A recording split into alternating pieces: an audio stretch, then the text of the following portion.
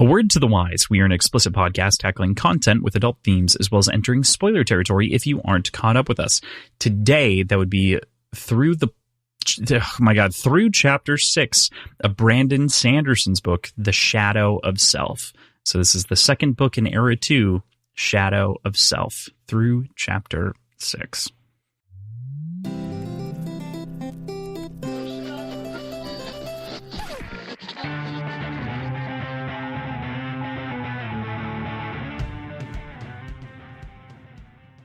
Hey there, this is Cross. And I am reserved. No interjections. Stay in your lane, PJ. And we are Words and Whiskey, a podcast for veteran and novice readers alike. We tackle fiction novels and love to talk about what we're drinking. You should think of us as your intoxicating weekly book club. I so badly wanted to just fuck with that intro again. I had a lot of fun with it, but I'm sure it was just pure chaos on your end. I saw you looking to lean in, and I was like, is he going to do it? Especially after I fucked up. It seemed like you like almost bit the microphone like you were going to go for it. And I was like, all right. Nah. No, I'm a good boy. A good boy this time. Maybe next time not so good. Okay, so today is our first episode discussing Shadows of Self by Brandon Sanderson, and we are going to chat about the prologue through chapter 6. But before we do that, PJ, we got to talk about what we're drinking. What are you having tonight? I made myself a drink that I think is the best drink that I've made. It's already on the website, so I don't have to not keep my promise to put it up on the website.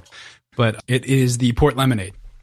So it's 1.5 ounces of port, 1.5 ounces of vodka, 3 ounces of lemon juice, and 3/4 ounce of simple syrup, all shaken. It's so goddamn good.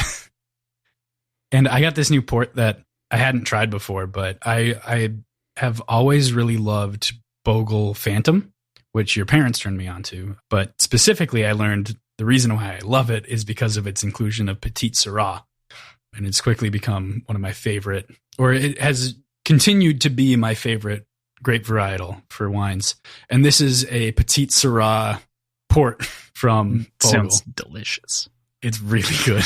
So when you posted that photo, I was like, God damn it. I can like taste the thick, like, I knew exactly what it was going to taste like, and I was like, "Oh my god, I can just imagine that luxurious feeling." And it's right, like, God damn it, it absolutely lives up to what you think it will taste like. Yum. What's your back half beer? My back half beer is a beer that I have not had in a very long time, and from a brewery that I haven't had in a very long time. So this is Avery Brewing Company out of Boulder, Colorado. Pumpkin, PUMP, bracket KY, and bracket N. So it's a bourbon barrel-aged pumpkin porter. And this one is not new. This is batch number 2, which was bottled on November 7th, 2015. So this is a 7-year-old beer that I'm drinking right now, and I'm very, very excited. It's also kind of a heavy hitter at 15%. So we'll see if it's 7 years. Should be around the like longest you want to age something like this. So we'll see how the pumpkin has remained. Like, the flavors are going to be way out of whack compared to what it tasted like last time I had this. So right, fair enough. That makes sense. Yeah. What are you drinking, Jocelyn? Yeah. Well, PJ, I had very different plans, slightly different, not very different plans for the way that the evening was going to go on the whole. However, editing ran a little bit long, but we got a lot done, which was awesome. So I had to very quickly eat, and I didn't get to craft quite the creative martini that I wanted to, because I wanted to make sure that we could get started as quickly as possible. So I did something that I knew was fairly easy, fairly, innocent, and something that I've actually never, to my recollection, had before properly. And that is a dry gin martini, which is really, really easy. All dry gin martini is for everyone at home is 2.5 ounces of gin or vodka. I mean, You can sub either way, depending on what your preference is. Half an ounce dry vermouth half ounce dry vermouth and half an ounce of olive brine. I did stirred as opposed to shaken. You can shake to incorporate a little bit better and add a little bit more water to the whole thing. Yeah, it's tasty. It hits all those like kind of soury notes that I like in vinegary things without it being too vinegar. It's not vinegar, olive brine's not vinegar, but it's kind of right in that ballpark. I don't know. Olive juice? I genuinely don't know. I'm sure some segment of it is vinegar. It's not, because if you taste like pickle juice, or I eat a lot of pickled asparagus, both of those are like very vinegar heavy. Olive brine is like it's more saline almost. Like it's a little bit more salty as opposed to, because I did try a little bit because I wanted to compare before I committed to doing this, because I was like, if olive brine's really bad and I don't like it, I don't know that I want to drink a whole lot of it. So I did taste it, and then I took a little pull of the vinegar as well, and it is like it's saline is what it tastes like. Like it's saltier than traditional pickling stuff is. Gotcha. But yeah, I guess that makes sense. It's really good, and I also have 2 olives for when I need a snack. There you go. It's perfect. Are you following that up with anything, or are you leaving it at that? PJ, I have a shot of vodka here that I am going to be sipping on as my back half drink. Very dry vodka martini. Very dry. It's not even a vodka water. That's my grandma's drink of choice. It was. Honestly, I understand. I get it. At this point, I totally get it. I think one of our friends told me, you could just drink vodka waters. And I was like, oh. And then I tried it, and I'm like, that's actually pretty good. That's like dangerously good if you mix it right. It's not bad. It sounds like the worst idea you've ever heard. You're like, this isn't going to make the vodka taste better. And you're like, oh, it totally disappears in the water. Yeah. Mostly. Yeah. Depends on your ratios. Depends on the vodka and the ratio. It depends on the vodka. And how cold it is. Vodka. Also, you need ice. You generally need it to be cold for it to like really not taste weird. But yeah, I digress. This isn't a vodka water. This is just vodka. You should do a vodka water next week. I might. You know what? I might. It'll be a fun one. I know way back when in Red Rising, we used to do some like joke cocktails occasionally. Like the abandoned Red Rising episode that we did. I think it was RR4, if I remember correctly, where I had Baja Blast from Taco Bell with tequila, if I remember correctly. Like a Baja Margarita. And it was so bad. But my audio failed. Do you remember this? Yeah. This is before like everything had switched over. It was a nightmare. We had to re-record within like, we had time because we gave ourselves a buffer in the early days, but it was still bad. Yeah, we had to re-record it pretending like we didn't have to re-record it. You had to pretend like you didn't know what I was going to say. It was so much. It was so good. It's super good. But like in those days, I used to make the occasional like joke martini or joke drink, and we haven't done that in a while. So it feels like maybe that should come back. We've been more creative lately than we have, shitty to our bodies intentionally. That's pretty true. Sorry, I'm just thinking on the vodka waters. Vodka and LaCroix Pure, or just like straight up seltzer water, and like maybe a couple dashes of bitters. Probably pretty good. Could be pretty good. Yeah, it's not a whole lot there. It'll work. So with that, PJ, I do want to get to talking about this book because we do have to talk about one of the longest chapters we've ever read. And I'm not going to lie, notes aren't short this week. So we best get going. I'm glad that this first week is shorter than last book's first week, but it's still somehow too long. By page count, you know what I mean? I know. Just, yeah. I think it was a combination of your cadence and all of the words together. Like they made sense, but it was almost like you had a stroke and like we're just saying words together. Okay. So the first episode of the last book was a longer section. Or sorry, was it a longer section? Yeah, was a longer section, and the notes were about as long. I'm glad that I learned the lesson and did end up shortening this one from expectations, because I think I had maybe pushed in another chapter, and I was like, no, that's wrong, before we'd actually started recording it. And by that, I mean previously, before we started recording Alloy. We were in the middle of Well when I broke out a lot of these. So, yeah, I mean, this is 6 chapters I reduced this. plus a prologue, so 7 chapters. But chapter 5 is basically 9 or 10 chapters in and of itself. So no joke. What's funny is there are longer, and we'll talk about this when we get there. What's funny is with chapter 5, there are longer page count chapters in Red Rising, but I genuinely went and looked in Way of Kings. There isn't a longer chapter by audiobook time. In Red Rising, there isn't a longer chapter by audiobook time. I didn't check Dark Age. None of the books that I've read recently have, with the exception of one chapter in the Poppy War, is an hour and 6 minutes, and that's the only one that approaches this gargantuan length of, like, I think an hour and 3. Yeah, I don't know if it's super fair to use audiobook time, though, because Michael Kramer reads very slowly. He does a great job, but he reads very slowly. Right. By page count, this is longer than an average chapter, but not crazy. Like, this isn't an insane chapter by length, but it is kind of an insane chapter by content, like the amount of stuff that's fit in there. But we'll get to that. Before we get too far ahead of ourselves, how did you feel about the reading this week? How did you feel about starting the second/first book in this trilogy? So I think that's something that we'll get into, but maybe this is the right time to get into it. Sure. This doesn't feel to me like, was this intended to be the intro to a new story? Like, to a new trilogy? This is an entry point to the series, yes. You, in theory, do not need the previous books. I don't think that's the true. idea. That doesn't feel true to me. It feels like there are so many things built upon the first, like, you could disregard the first trilogy, but, like, Alloy of Law feels so integral to this entire story and how these people operate that it doesn't feel like this should be an entry point. I would be lost, personally. But then again, I'm not great as far as a litmus test goes.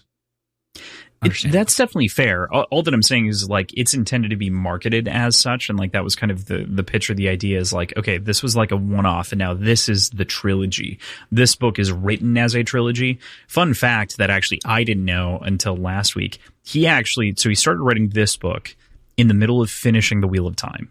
So the final book in the middle, and he was kind of using it as like a break at a lot of different times. He put it down so that he could actually do revisions and actually finish it. And then he couldn't quite get back into the characters at first, and all that's been edited away. He chopped up and got rid of a lot of that book.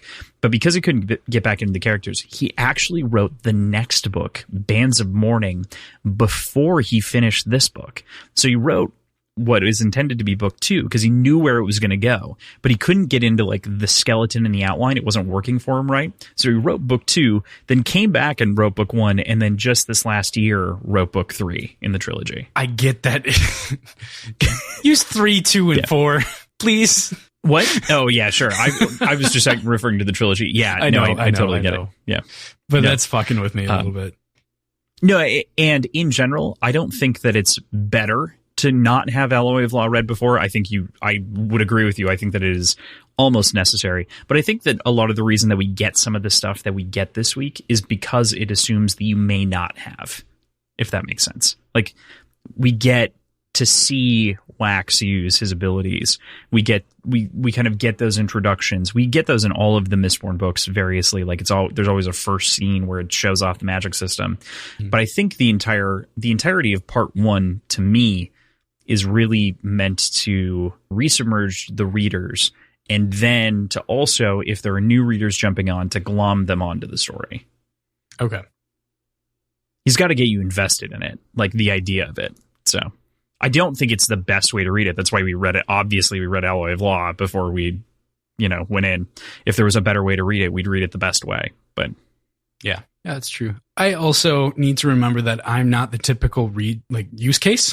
I'm not the typical, it's fair. This isn't how most people are going to be reading these books, a couple chapters per week, and analyze the shit out of them and really dig deep on them. So I get that you and I are not going through, while we're reading them in the order that maybe most people should, or if you're going to approach all of these, you should read them in this order. It seems to be the consensus for the most like optimal order. Yeah. Or a consensus. I know there's a lot of argument within that space, but yeah, we're a little different. I think it mostly comes down to marketing. Yeah, that's very true. It mostly comes down to marketing, right? Because there's also a time gap between these books of when they were published. And Bands of Mourning does come up a little bit quicker versus Shadows of Self and Alloy of Law's time gap, but Lost Metal doesn't. Lost Metal got put to the side for 2 full books. So, two giant, and by 2 I mean there were probably way more than 2 books written in that span, but 2 giant Stormlight Archive books. So and those things cool. are chonky. Oh, they fuck hard. They fuck. It's half my bookshelf. Yeah. Yep. It's pretty sweet. They're pretty sweet. All right. Mm-hmm. So let's get into this and let's talk about this book. We start off with the prologue, and I love the starting line here, and I treat this as a chapter 1, even though it's intended as a prologue, but I think that it has a brilliant kind of simple first line. Waxilium Ladrian, lawman for hire, swung off his horse and turned to face the saloon. And it's just such a wonderful scene setter, and I really dig it because it really throws us back in time, because Wax has never referred to himself as a lawman for hire. If you know Alloy of Law, you know that that's not how he thinks about himself at all. And so this immediately like creates friction with us, and it gives us this like sort of dissonance of like, well, who the fuck is this guy? Like, this doesn't seem like the right character. And it puts us back into that naive sort of state of mind. But not only that, it gives us Wayne as a young kid in this moment. Yeah, there's a lot of perspective that it throws upon you here. I would like to disagree with you on that first point, though. Sure. Okay. Because we're left with... We didn't get the stories of Wax as a lawman for hire. We got the stories of him as a lawman in the roughs. So this is something completely different. But also, right at the end of Alloy of Law, he's hired on as a sort of part-time contractor for the constables. So my initial reading of this was, oh, cool, they go back to the roughs later. And he's adopted... So the first line threw you the other way. Yeah, I took it entirely the other way because he has a new title, essentially, at the end of the book that doesn't get explored. Wow, it'd be crazy if you picked this up as your first book and then you had this experience. Like, you'd be like, wow, Wax, lawman for hire. Huh, interesting. I'm just kidding you shit. Yeah, no, I totally, I can see that. I can definitely understand that. It could definitely throw you back and be like, oh, so this is an interim story. But did you not, when Wayne started talking, before he's labeled as Wayne? It's the first line. Like, that idea got shattered almost immediately. But like my initial thought was actually that this was after Alloy of Law. Okay. But that oh, okay, that's Wayne. All right. This is got it. Yeah. Yeah.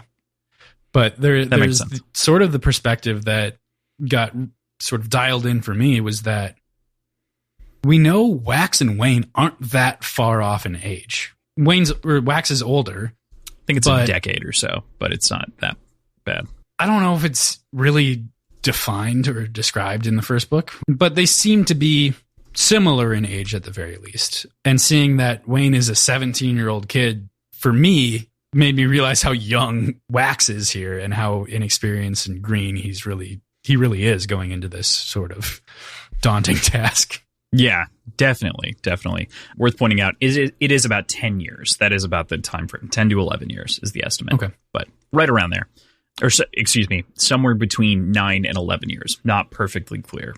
But it's right around that decade mark. So, yeah, he is a young kid. That's still pretty close considering like how early they glom onto each other. That vast gap of an experience here between the two is very, very fun. Yeah. There's also like... this will come up later because we have like a very emotional scene with Wayne and the daughter of the man that he murdered. But he was only a kid. He was like 16 or younger when that happened. Like, fuck, dude, that's some weight to carry. Yeah. There's a lot to explore there, and I definitely want to. But I think I'd made mention of like how kind of painful exploring that in the last book was, right? And like kind of just the idea, and we just got the surface. And like here, this is the first time in a long time that like Brandon's looked at like an open wound that we might have a character and like stuck his finger in it and like spun it a little bit and like really made us feel bad about a character in their situation since arguably the first Mistborn book, like when we really got the stuff with Reen. And maybe Tindwyl and Sazed. I'm underselling Tindwyl and Sazed. That was kind of a finger in the wound a little bit, but this is way harder at a less severe level. You know what I mean? Mm-hmm. Maybe equally severe. Maybe that was the wrong way of putting it, but yeah. And there's some unspoken like potential. There's questions that it brings up and unspoken potential trauma in that. I think there were 2 kids. Mm-hmm. Right. And it makes a big point of this is the first of the month, so I have to go here to this one kid. Mm-hmm. Yeah. That does leave some questions. Yeah. We also get a pretty great snapshot of the roughs, though, here. It's important to note that this book is really the start of the trilogy, like we've been talking about. And so it tries to familiarize you with the world real quick. I mean, it's I don't think it's quite as subtle as the last book was in the prologue, if that makes sense. I think the last book kind of played it slow and loose and kind of let the mystery of the scene fill it in, where this one feels more like a gunslinger walking into a bar, and it's kind of a little bit more hip to exactly what it wants to talk to, you know? Yeah. And I think a part of that is sort of the intention behind the roadmap of this series, where he was intending the other one at the outset to be a one-off. And now he understands this is going to be at least 2 more books after that. Like, that changes how you approach a scene at the beginning of a book, I'd assume. Oh yeah, I definitely think it does. I think it changes the entire way that you think about a story, right? If you're just writing something that's meant to be an isolated silo, you very much write it to be an isolated silo. Like, you're not thinking about long-term impacts. You're trying to set everything up and then pay it off as reasonably as you can, in as reasonable of a time frame as you can. So, right. I definitely agree with you there. I think that's base in a big way. Mm-hmm. This inexperienced wax, though, is searching for a man named Granite Joe, and literally goes into the bar and asks this bartender, walking up to him and asking him after Granite Joe, which is, as always, we have to highlight just such an awful idea in every Western. You go like 2 different ways on this, right? Like, either the bartender is in on it, like in on the scheme, and is like, what's it to you? And like puts it back on you. Or he's a neutral party at best. There's never a lawful good bartender in a Western, you know, like not once. So, you know, way to go, man. Can't read a room. Totally a failure. It makes it this like naivete play really well here. Of course, this does eventually introduce us to Lessie, and we get even more of like a founding on their relationship throughout this entire section, which I think is fun. Yeah. So what I love about this scene is that we have the perception of him as this like renowned and revered lawman from the roughs. And like, frankly, he's a legend among people. And Dawn Shot, you know? Yeah, exactly. He has a cool nickname that people know. Mm-hmm. And like last book we saw that his motivations for a lot of those bounties that he got famous on were completely different than the just like doing it for the good of the game. Like, he was fucking broke. He needed money, and he like did this to survive, essentially. And now to like break that down even further and see him just bumblefuck his way through this. And like, not only everything on this bounty, but like, he already is famous now, and he bumblefucked his way through that one too. Like, it is all built on shit. he's standing on a crown of shit or a throne of shit. Yeah, it is pretty funny. I do appreciate that kind of like there's a deep irony to Wax's myth, and I think that's kind of what the story is playing with, right? Like the irony of myth versus reality a lot is kind of what it toys with, especially in the way that they revere different things in the past, in the religions that they kind of worship and pray at the altar to.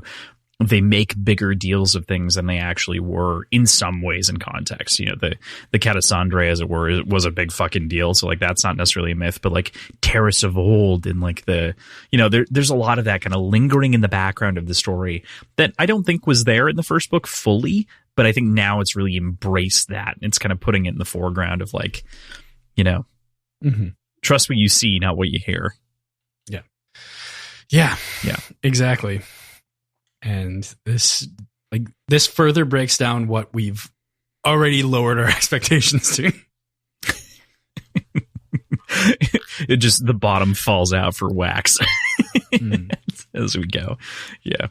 The rest of the way that the scene goes is just kind of wonderful. You know, it's like a caricature of a Western in the best kind of ways, storming around a saloon, shooting folks, climbing stairs, nothing going wrong according to plan, ducking behind the piano as it gets shot and the discordant keys go off. You know, you can very clearly picture the way that this goes in a very clean and fun way. But for whatever reason, the scene and moment that gets me the most is the horse bit.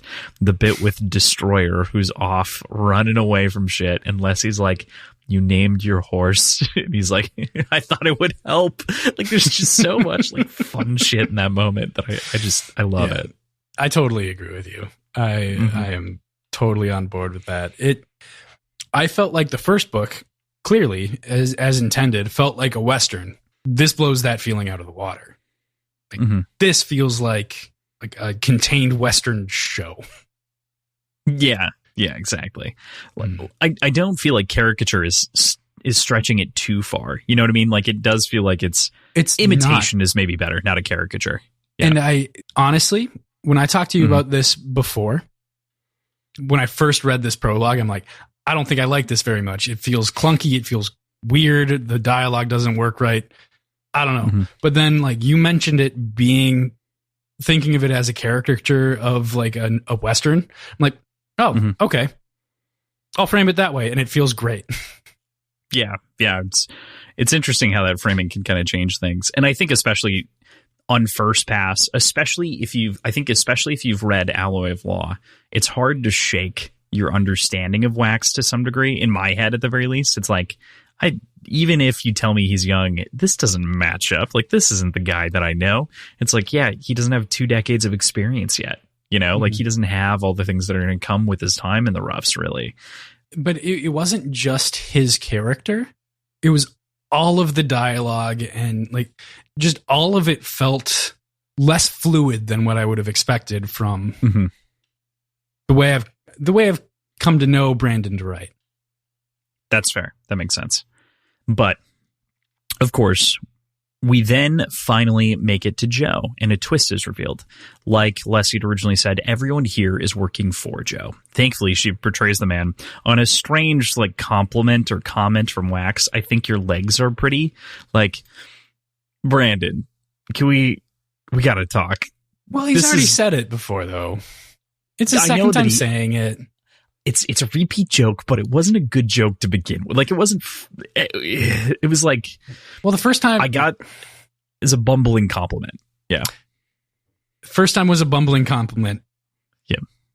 Second time, I think, was a joke about the bumbling compliment.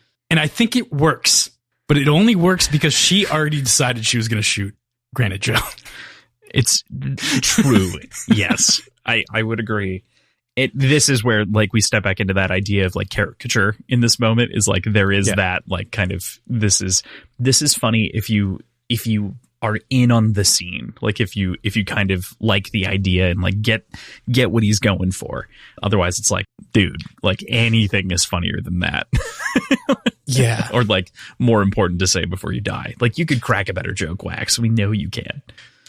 And I think much in the same way, the clunky dialogue and like everything that I had a problem with got fixed by reframing it as like an old style Western like show or movie. This falls into that for me as well. Got it. Yeah. But Leslie also, when taking out Joe, brings up something that you mentioned 2 weeks back that I think is important to point out when you said it, because I knew that we were going to get here. But crossbows are absolutely Allomancer proof and very accurate. It's slow to reload, but like a great option. And also, for the most part, undetectable by Allomancers as well. So they're like a perfect stealth weapon. As you said, you went through all of these reasons why you're like, I don't understand why people aren't using fucking crossbows to kill people. And I was like, just you wait, it's coming, buddy. Like, just give it a minute. You're like, aluminum guns seem like a lot of fucking work. And I was like, you are so right. And clearly Brandon thought about it a little bit longer and was like, yeah, my bad. But also, like, aluminum guns are cool. So, yeah, I mean, they're cool. They're not practical from like a construction standpoint. I think that was also one of the other things that I really appreciate about Renette's character in that book is like, it's not practical. You have to use different bullets. Works fairly well for, well, I meant from like a design standpoint. Yeah. Well, because they do mention, that was another thing that I think was mentioned, but we never brought it up on the show, so I never got to like dig into it a little bit. It's a specific alloy to increase the strength of the aluminum. At what point does that no longer become like shielded in the way that it is aluminum and like undetectable by allomancy? Great point. Good question. I don't strictly have that answer, but I think that there might be one coming down the pipe. Again, what's so interesting about this one that I think we mentioned in the last book is there's still unexplored segments of the story because the Lost Metal isn't out yet. So like I can't even like pull your chain to like lead you on in some things. I mean, I can, but I can't guarantee you'll get an answer because I might not get the answer.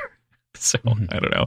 But those alloy lines I do find really interesting in the long run, especially for aluminum because it is a metal that, avoids detection. It's undetectable. It's like it's on the allomantic table, but it's like inverted from allomancy.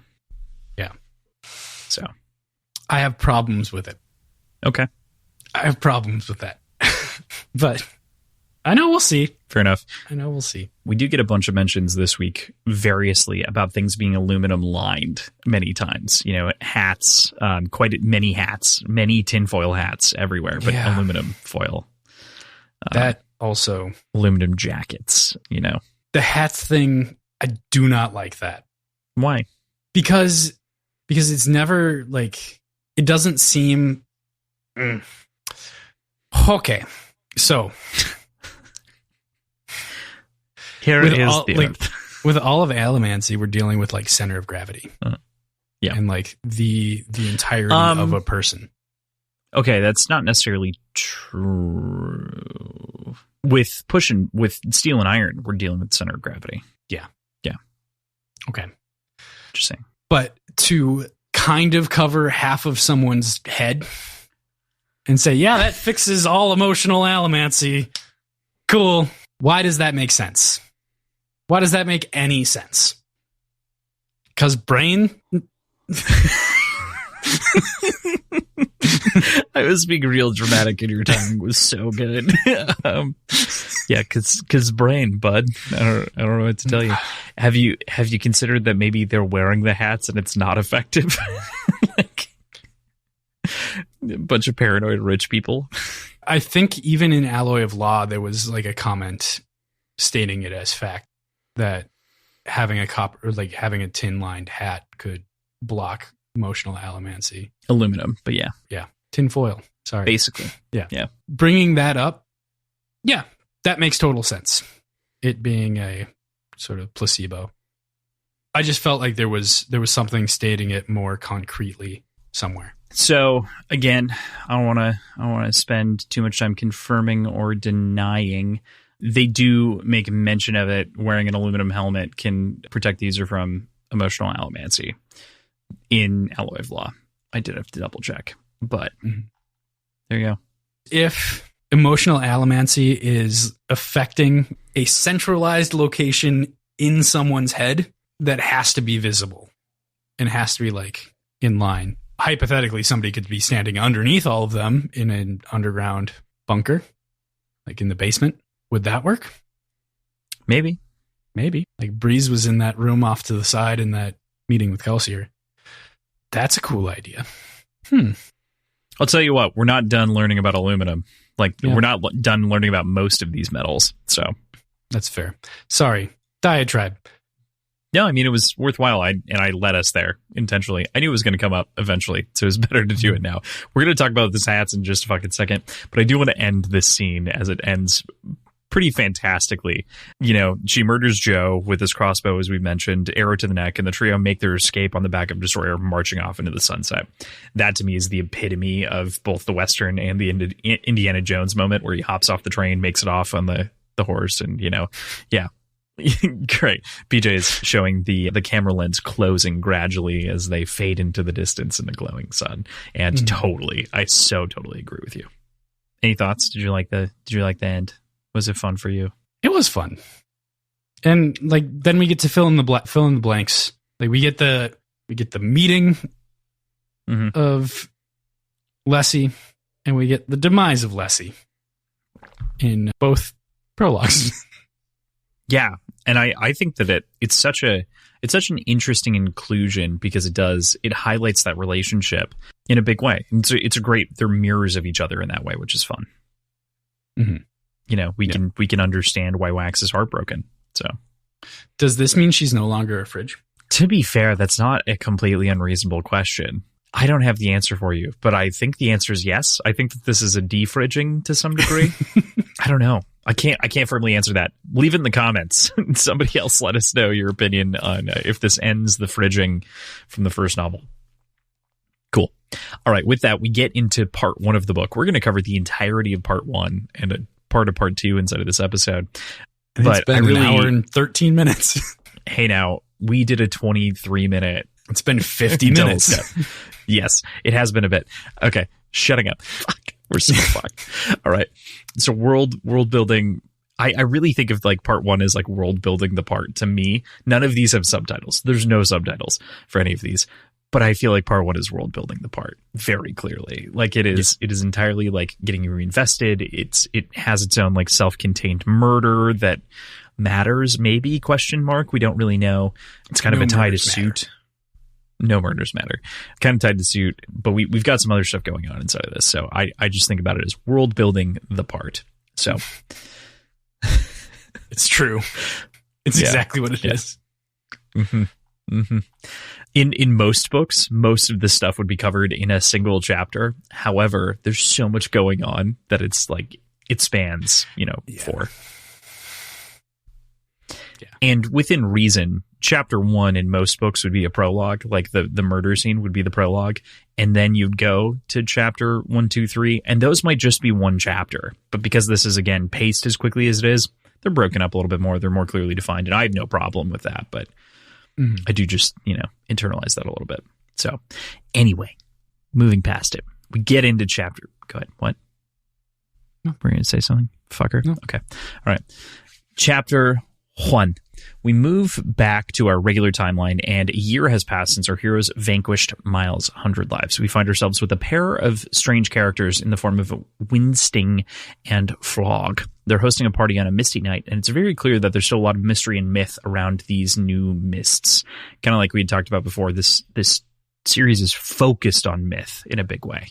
Yeah, and I, for one, am also very curious about the mists post-Hero of Ages.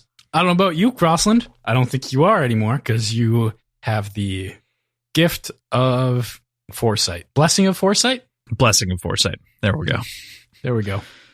Where are your piercings, Crossland? Shoulders, right? Shoulders. Yeah, 2 right here. Mm-hmm. What do you keep in your little skin pocket? My skin pocket is mostly donuts. Mm-hmm. And what about the skin pocket that comes with being a Chondra? Oh. Oh, that one. I keep my spare bones, for when I want to be a rat, a little ratty boy. Who doesn't want to be a little ratty boy? I am actually PJ. Oh, I was going to say I am Ratatouille, and I moonlight as Ratatouille. Yeah. Yeah, but you're both. Yes, exactly. Right. I'm actually both the chef and the rat. Condra it's really could be freaky. both. There could be a person with a little rat on top of their head because they can take on extra bones. If you think about it, it would work perfectly, and everyone would freak out, and then they'd try to like get the rat off your head, and you'd be like, "No, stop it! You're hitting my brain. It hurts."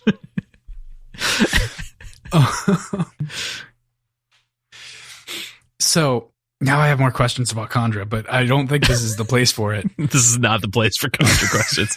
We're nowhere near the Condra in this book.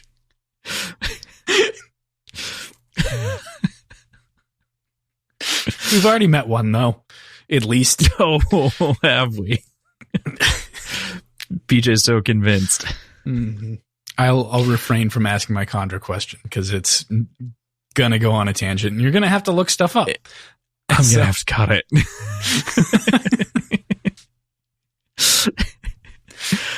But what about our I don't want to call them our boys, our fuckers.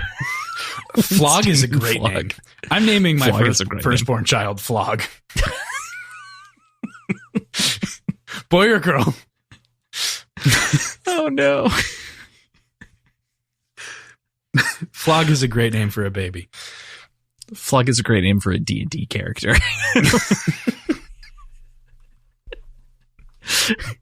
Both can be true. I mean, fair point. Fair enough. Yeah. Anyway, Winston, of course, is hosting a party at an auction, and the thing being sold is his own vote in the council, where his governor brother has appointed him to an illustrious position. He wanders about chatting with individuals bidding on the painting, and notes that Edwarn isn't here, and that he refuses to call him suit. So there's an inclination that we're dealing with someone of the set here, at the very least, as he's aware of kind of the secret identity of Edwarn's from his POV. Yeah, see, I feel so contrarian today, and I'm going to fight with you. Not that this is a fight. I didn't get that impression that he was like part of the set in this. I felt like this was kind of in an inner circle run by sort of the honor among thieves ethos. And like they're close enough that like, yeah, we all kind of know the secret identities of the heads of these shady organizations. And that's just kind of what it is. But I don't know. Either way, it's fine. I can see where you come from with that, with the idea that like, because he knows this, obviously he's part of the organization. I just took it as like, oh, these guys are all super close. It's like the secret cabal of like leaders of underbellies. That's a fair point. I guess I was more, with using the word inclination, I was more intending for like, kind of, did you get that same whiff, and you don't lean that way. It's more of, this is the secret cabal. This is the group of all of the nefarious people, not just, doesn't mean he's a member of the set. Yeah. But he does at the very least know that Edwarn is alive, even though he's publicly dead.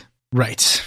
Right. Exactly. So that gives more credence to your theory on that. I think it's truly, I don't think it gives any more credence than anything else, because if as you're positing, if this is like a thieving group, right?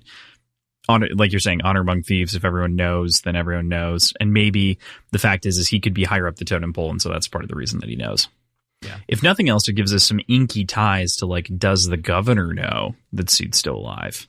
But that's completely inky. So that's inky. But just to take it a step further, his guards and like his underlings also know him as Edwarn, as opposed to the Suit.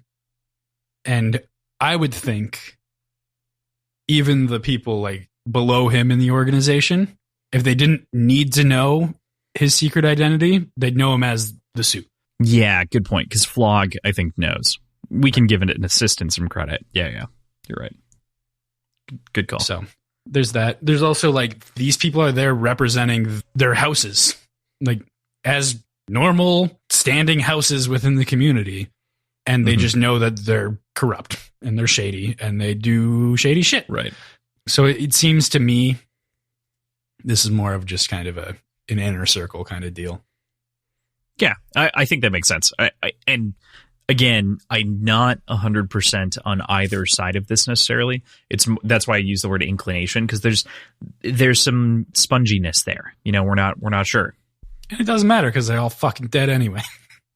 Yeah. You can also see how one of the reasons that I think that the reason that I wanted to kind of bring up this inclination or like the lean here is like, as we know from the last book, Wax thinks everyone's in on it to some degree. You know what I mean? Like Wax is accusing anyone and everyone for the most part that he can of being like in with him. And he has that like paranoia. And so I think that carries over a little bit here. I think it's this book. Any criminal activity that involves allomancy or ferrochemy is automatically in his mind tied to his uncle. Mm-hmm. Yeah. And I don't want to say that that's wrong necessarily, but it's fascinating to be in a POV for a moment that is a criminal. You know what I mean? Like to be in a criminal's POV for this bit. Yeah. And I mean, I liked it. I really liked it. I also liked the vanity that comes along with it. Mm-hmm. In putting up his own painting for auction for this.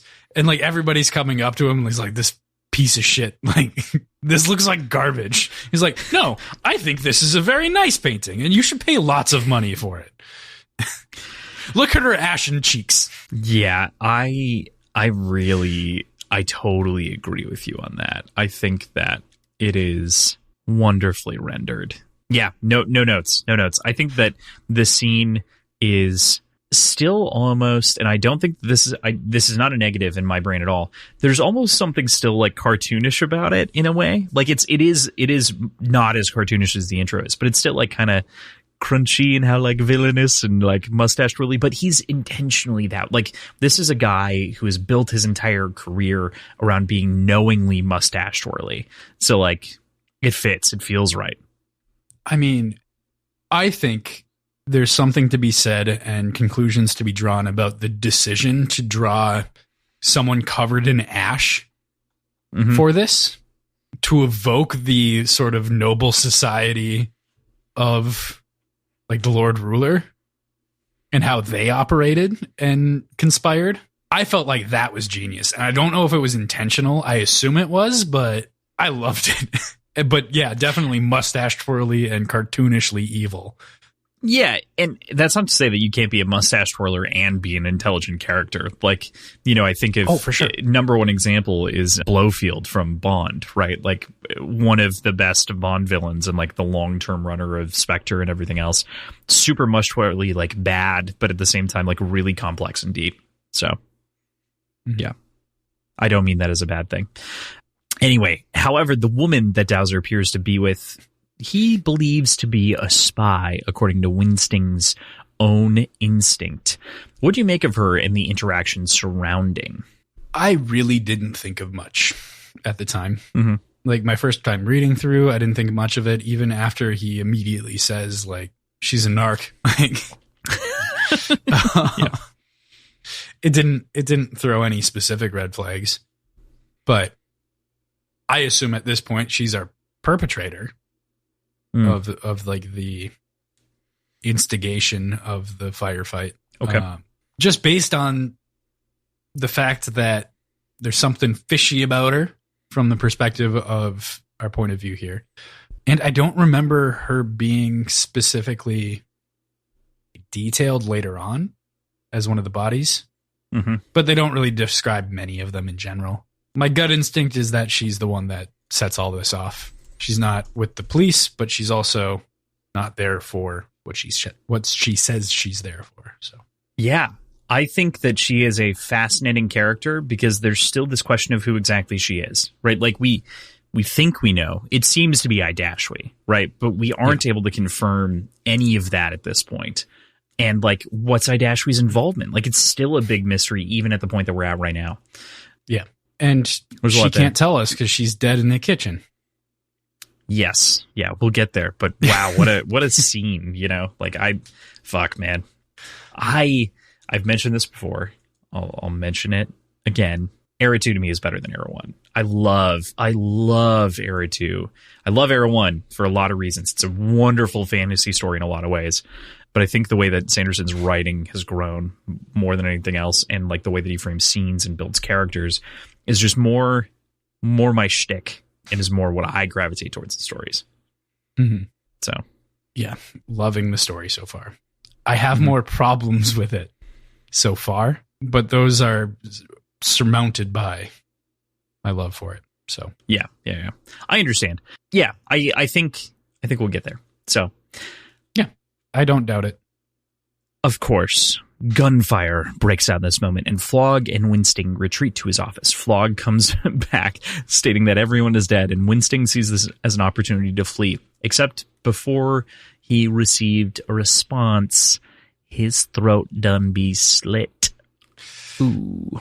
I do love how, if we're calling this the first book of the first trilogy, we also start with the perspective of a well-to-do, high-stationed evil person that isn't long for this world.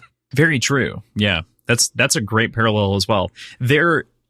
You've been keying into those. You've been on top of them. Love it. Because that is a great parallel inside of the story, especially because it's from the opposite perspective too. Like, this is, as opposed to being from the hero murdering, it's the murderee. Well, was it the prologue killer that was Lord Tresting's point of view then? Yes, yeah. Okay. Yeah. Okay. I had it backwards. Yeah. But I mean, within reason, that's still like the way that if you think about it, the books are still opening with these things. They aren't necessarily the first scene, but it's within the first couple of chapters. So I think it's still a parallel. I think it's still good. Yeah, I dig it. Yeah. Okay, we go into chapter stuff, and we're going to come back to chapter 2. We open chapter 2 with Wax, and we begin to get little teases of this black book that we're going to get exposed a little bit more to throughout the rest of the week, and the words of Marsh contained within. But Wax is quickly distracted by Steris, of whom is trying to plan their wedding, and is simultaneously bemused and displeased by the fact that Wax has so few invites to send out to any friends or family, as well as how she potentially is inviting his old criminal enemies to the party. It's a funny little bit, and it points out some of Steris's eccentricities that I find really well executed inside of the story. Those eccentricities are intended to be Brandon sort of realizing and getting some commentary over the years on one of, what's his name? Uncle Keein's kids, right? From Elantris, that is able to count the distance, and that being like the savant autist stereotype, as opposed to thinking about autism as a spectrum. And this was his way of representing it. And I think he finally gets to a point where it really comes out in the character, and I feel like it's really well represented. Like, it's not made a big deal, but you can see that in the character. Yeah, that's a good point to make. As far as the actual content of this goes, and I don't have much to add, so I hope that doesn't sound like I'm just kind of steamrolling through it. But yeah, that's a very great sort of evolution in his writing as far as inclusion goes. But I swear this is a plot point in like a cartoon or movie or something. And probably a lot of them, like, I'm sure it's not contained in one, but one very specifically that I'm thinking of, like, I know this happened, of like all of the invitees to a wedding are the like nemesis and like villains that they've put away or dealt with. It might be Venture Bros. That feels accurate. Yeah, my first thought was like Powerpuff Girls for some reason, but like that can't, like the wedding of Mojo Jojo or something like that. You know, it wouldn't be the Powerpuff Girls getting married. It would be Mojo Jojo getting married and all the heroes showing up or something. But as this fixation of hers to like dive into something, and she's like, well, I just had to find out about like all of your enemies that you've had over the years. And she just pours through that because it let her focus on something. Makes a ton of sense. You know, I have a cousin on the spectrum, and that's entirely how, you know, he occasionally gets fixated on fixing a song. He's a big music production guy, so he'll just get fixated on making sure that the whole thing's right. He just cannot stop or do anything else until he's got it where he wants it. So it's really good at what he does. So it's cool. I want to just talk about this for just a second longer, in the fact that one of the things that really impresses me as far as Brandon's career goes is not just the representation, but his strides to represent things accurately, because he himself knows that he is of a very limited perspective. And like the way that he goes through a ton of research and talks to people with various disorders at this point in his career, past Elantris and everything else, once he had kind of the means and a little bit of success behind him, all the research that he puts into the various conditions and like people that he includes, he tries to be very full-minded with all of that, which I appreciate. Yeah, me too. Seems to be doing a good job here. Yeah, right. No complaints from me. So Wayne waltzes in, of course, and it's time to go. They've got a marksman, or the marksman, to chase down, and it's clear that Steris has accepted Wax for who he is in this moment. But we step out onto the street, and Marasi shows up with a motor car. I honestly don't think that this is something that they talked about much in the first book. I'm pretty sure that they're pretty much still using horse-drawn carriages, and that this is an improvement or a change between books. But they have trains, so like, why not? They're right there. They're right on the cusp of this sort of change in the Industrial Revolution. To me, it feels like it wasn't addressed in the first book, clearly. And to me, it feels like these recently exploded in popularity. Like, they probably existed a year ago. But now they're more common. They're making active strides in making the city accessible to them. Like, this is a brand new thing. I really like the way that Wax describes the shifting and the other operations within the driving that Marasi is doing through his ignorant sort of point of view. I know that's not a super insightful or like novel thing to do when you're talking about perspective, but this is a departure from something that was a huge sticking point for me that you just glossed over and like ignored in the last book, not the last book, in Hero of Ages, in Ellen's perspective, I think. I don't remember what it was, but he described something that he would have no reason of knowing the word for. Gotcha. Yeah. I don't remember what it was. I'm not going to try to even claim to know what it was. But I appreciate you holding a grudge without knowing why you're holding said grudge. Well, I know it was resolved immediately afterwards when Spook describes the flowers as colorful somethings. Mm-hmm. So, gotcha. Yeah, I don't know why that still bothers me though.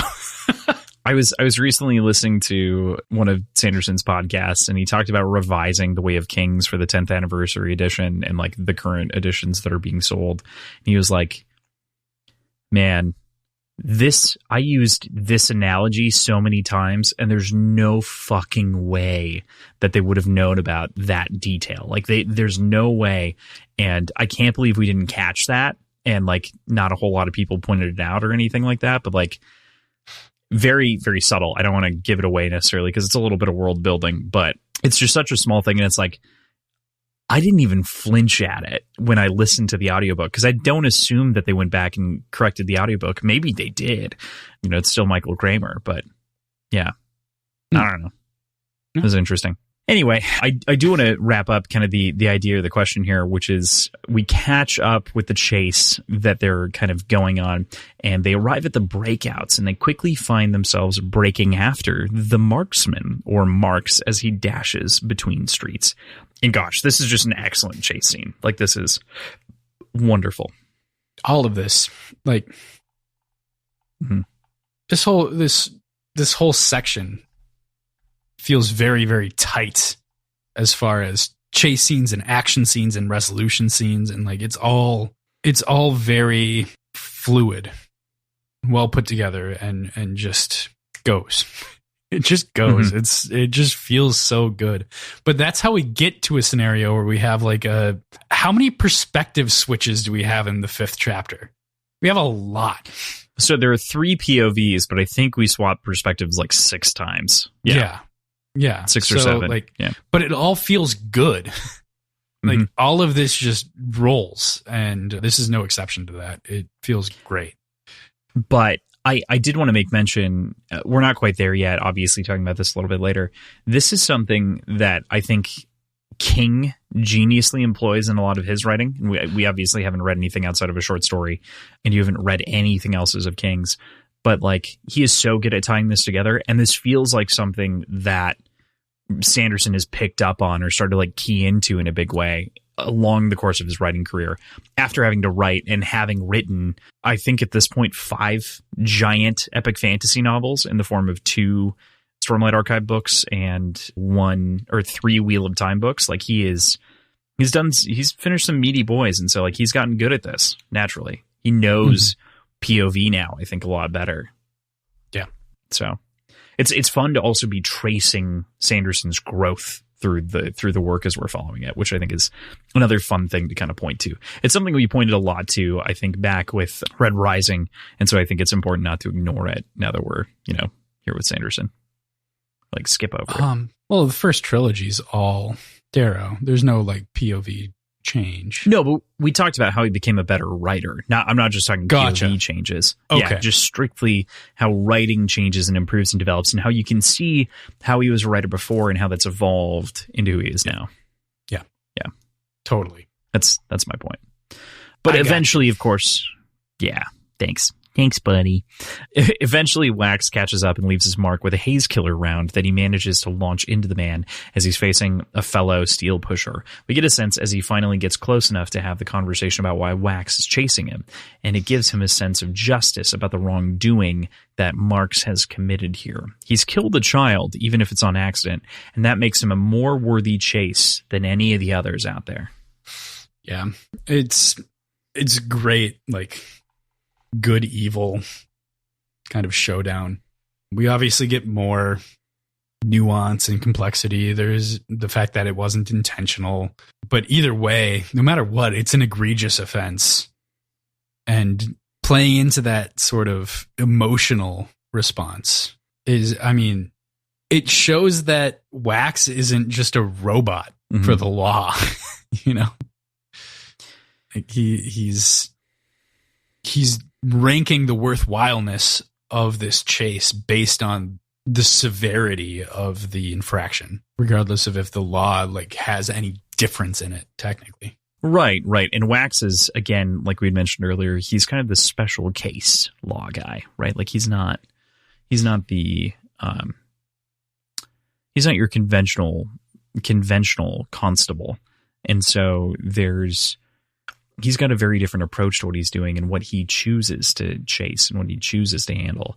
And I think that there is a reality, especially as we get some details a little bit later about the way that he approached Wayne and the way that Wayne handles things. And we get a lot more on his thought process and philosophy here. But I have a strong feeling that if Marksman wasn't shooting back, he wouldn't shoot him, I don't think he planned to kill him. No. And I'm not suggesting that I think he's even planning to kill him. I just don't even think he'd maim him to begin with. Like there would be no, like, point being, Wax doesn't seek unnecessary violence. Like he wouldn't go out of his way. I think this is what we're seeing is him versus like Judge Dredd might and would, you know what I mean? By comparison. Right. I mean, here isn't it even mentioned that like he goes for the leg or whatever it is, as opposed to for a kill shot for the leg. Right. Yep. I mean, I feel like that says everything that we need to say about this. Like he's fair point. He sees the potential redemption arc, ironically. Ironically, truly, for Mr. Sanderson. Sanderson does not, because he very quickly kills Marks. His character believes in redemption. I don't know. Mm-hmm. Fuck, I'm still so angry. Not really. I'm not really. But like at the same time, it's like, man, God damn it. All right. Anyway, I can't help but hold the tiniest micro grudge on that opinion. So again, if I need the man, it's a macro grudge. You're right. It's kind of bad. But right now I have to keep it under control because I have to talk reasonably. But again, if I meet you at Dragonsteel, Brandon, if I talk to you at Dragonsteel, I'm going to bring it up. I got to bring it up. We're going to talk about irredeemability for characters because I think you're going to find him to be a very charming and I would imagine I'm probably not going to bring it up. Not even bring it up. I'm probably going to say, hey, I really love all of these characters. Great work. I really love this one. Can you write a second Warbreaker book, please? Thank you. All right. Talk to you later. What I really love about this character is his moral redeemability.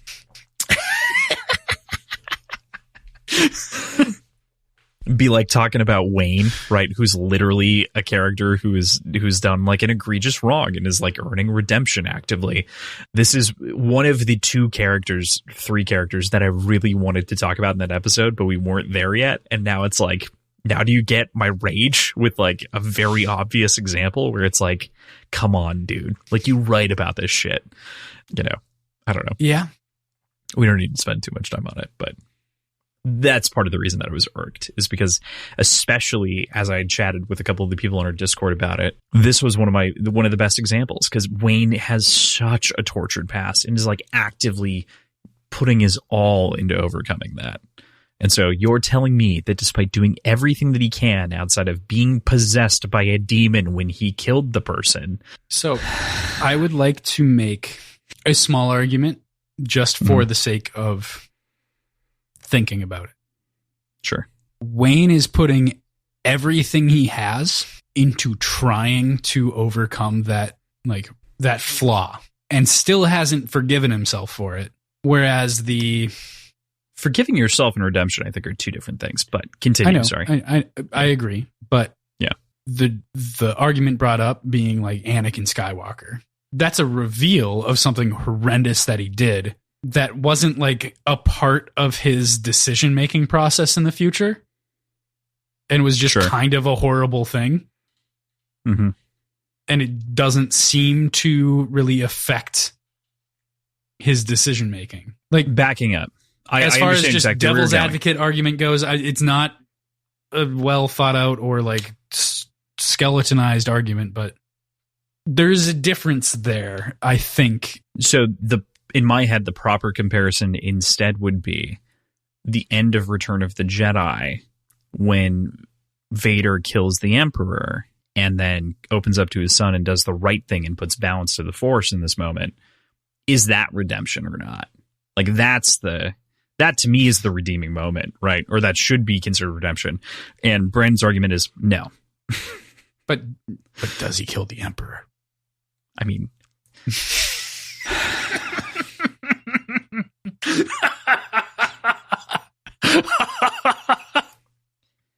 this is an entire side podcast that we can have about this. Let's just keep going. Yeah.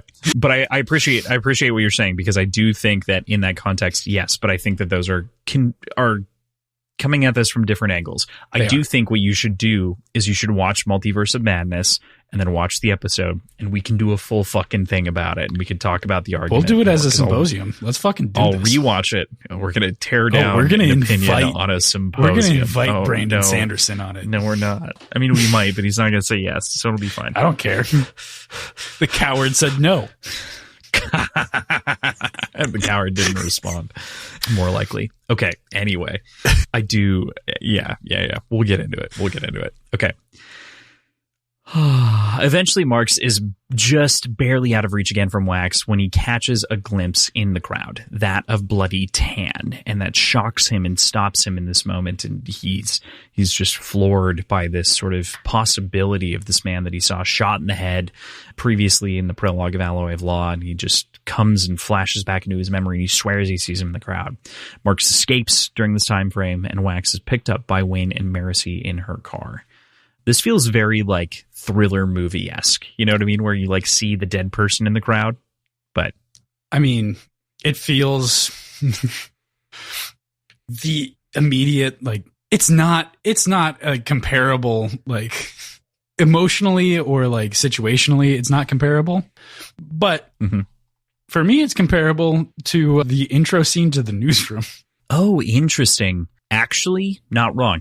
Yeah, good call. Anyway, there's something really, really fucky going on with this.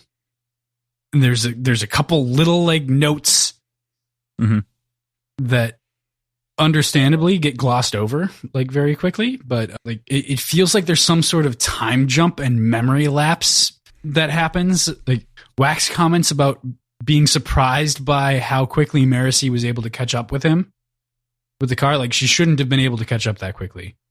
And like his brain just kind of either rationalizes it or like he just kind of disconnects and lets it go. But like there's something real time fucky going on with this scene, I think. Time fucky. Okay. I mean, there's a gap. Just it feels fucky. like there's a It feels like there's a gap. Okay. There. All right. That makes sense to me. I can jive with that. There's definitely like, something. It's not like time travel, but it's like we're in his perspective and he blacked out a section of time. So it felt like, oh, I was just there and now Marcy's here. And like, how did that happen? Yeah. Right. Yeah. Yeah. I definitely agree with you. I think that it's messy, to say the least. Mm-hmm. Yeah. Fuck. Like, what do you do? I don't know. Are you not going to highlight and italicize that and say time fucky as a as a prediction? Dear listener, he did highlight that and italicize it and write time fucky in quotes to turn it into a prediction.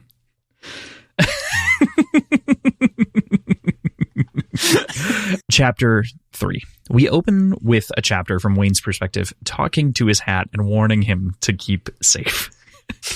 They continue deeper into the breakouts, and Wayne stumbles into an old man and begins to imitate him and adopt his accent. This is like pretty genius and in line with his character here. Again, this is world building the chapter and reintroducing us to our characters and their traits in a big way. But I love this little moment, especially with the, can you say a word that starts with H, after he's been like imitating him back and forth. It's just wonderful. Yeah, we've mentioned it a few times this episode and definitely times throughout this entire series. But Michael Kramer is a genius when it comes to these audiobooks and does a phenomenal job with accent specifically and Wayne and his sort of repertoire. And this scene is no deviation from that. It is really incredible how he's able to do this. I will say, what a fucking jarring conversation to be in as that old man with Wayne. Like, to just say something and he just says it back to you in like a parrot, like a bird, and then not being off put by it and continue and just roll through the conversation asking for shit. Like, what the fuck is going on? Yeah, there's a lot in that moment, and I really appreciate it. I really love it. I think it's great. So I have a tough time talking down about it. No, sorry, I'm not there's talking down. nothing to I'm talk just down saying, about like, it. That is a wild conversation to have with a person. Yes, it's a wild conversation. I just, like, part of my brain questions whether or not it's fully realistic, if that makes sense. Because, like, would you do exactly what you did? You'd probably react that way because you're like, why are you talking like I am? And then it's like, what? Like, why are you talking like I am? And you get like that sort of like comedy of errors, almost mirroring moment. Makes sense. It makes sense was my core point. I think I walked one direction and then I walked myself out. Okay. Yeah, if that makes sense. Mm-hmm. So, yeah, again, to go back to Michael Kramer's performance, we praise a lot of audiobook narrators. I think most of them are geniuses. I don't think in the last couple of years I've listened to a bad audiobook narrator, which is great for me. But in particular, I think Michael Kramer has done an excellent job with all of Brandon Sanderson's works and did an excellent job with The Wheel of Time. So, not shocked, but, happy. Mm-hmm. So He's a god of character voices too. Like, the number of voices that the man juggles is impressive. Especially in like dialogue heavy, like when there's multiple characters talking at each other, being able to like parse that, and it just sounds like a conversation's being had in a room that you're listening in on, and you can tell because they're so distinct. As far as voices go, it's perfect. It's awesome. I love it. Mm-hmm. Totally. So Wayne eventually runs into Plowface and Bullhead, which is a great way to name characters without actually giving them meaningful names. It's simple, it's effective, it's comedic, it's something Wayne would do, and it makes perfect sense. He talks with them and eats all of their apples while they all split off after having a brief conversation. He finds Bullhead down an alley and manages to disguise himself using the power of bend alloy and quickly giving himself a time bubble and blending in like an old man with some crap on his head and like a little blanket over his feet.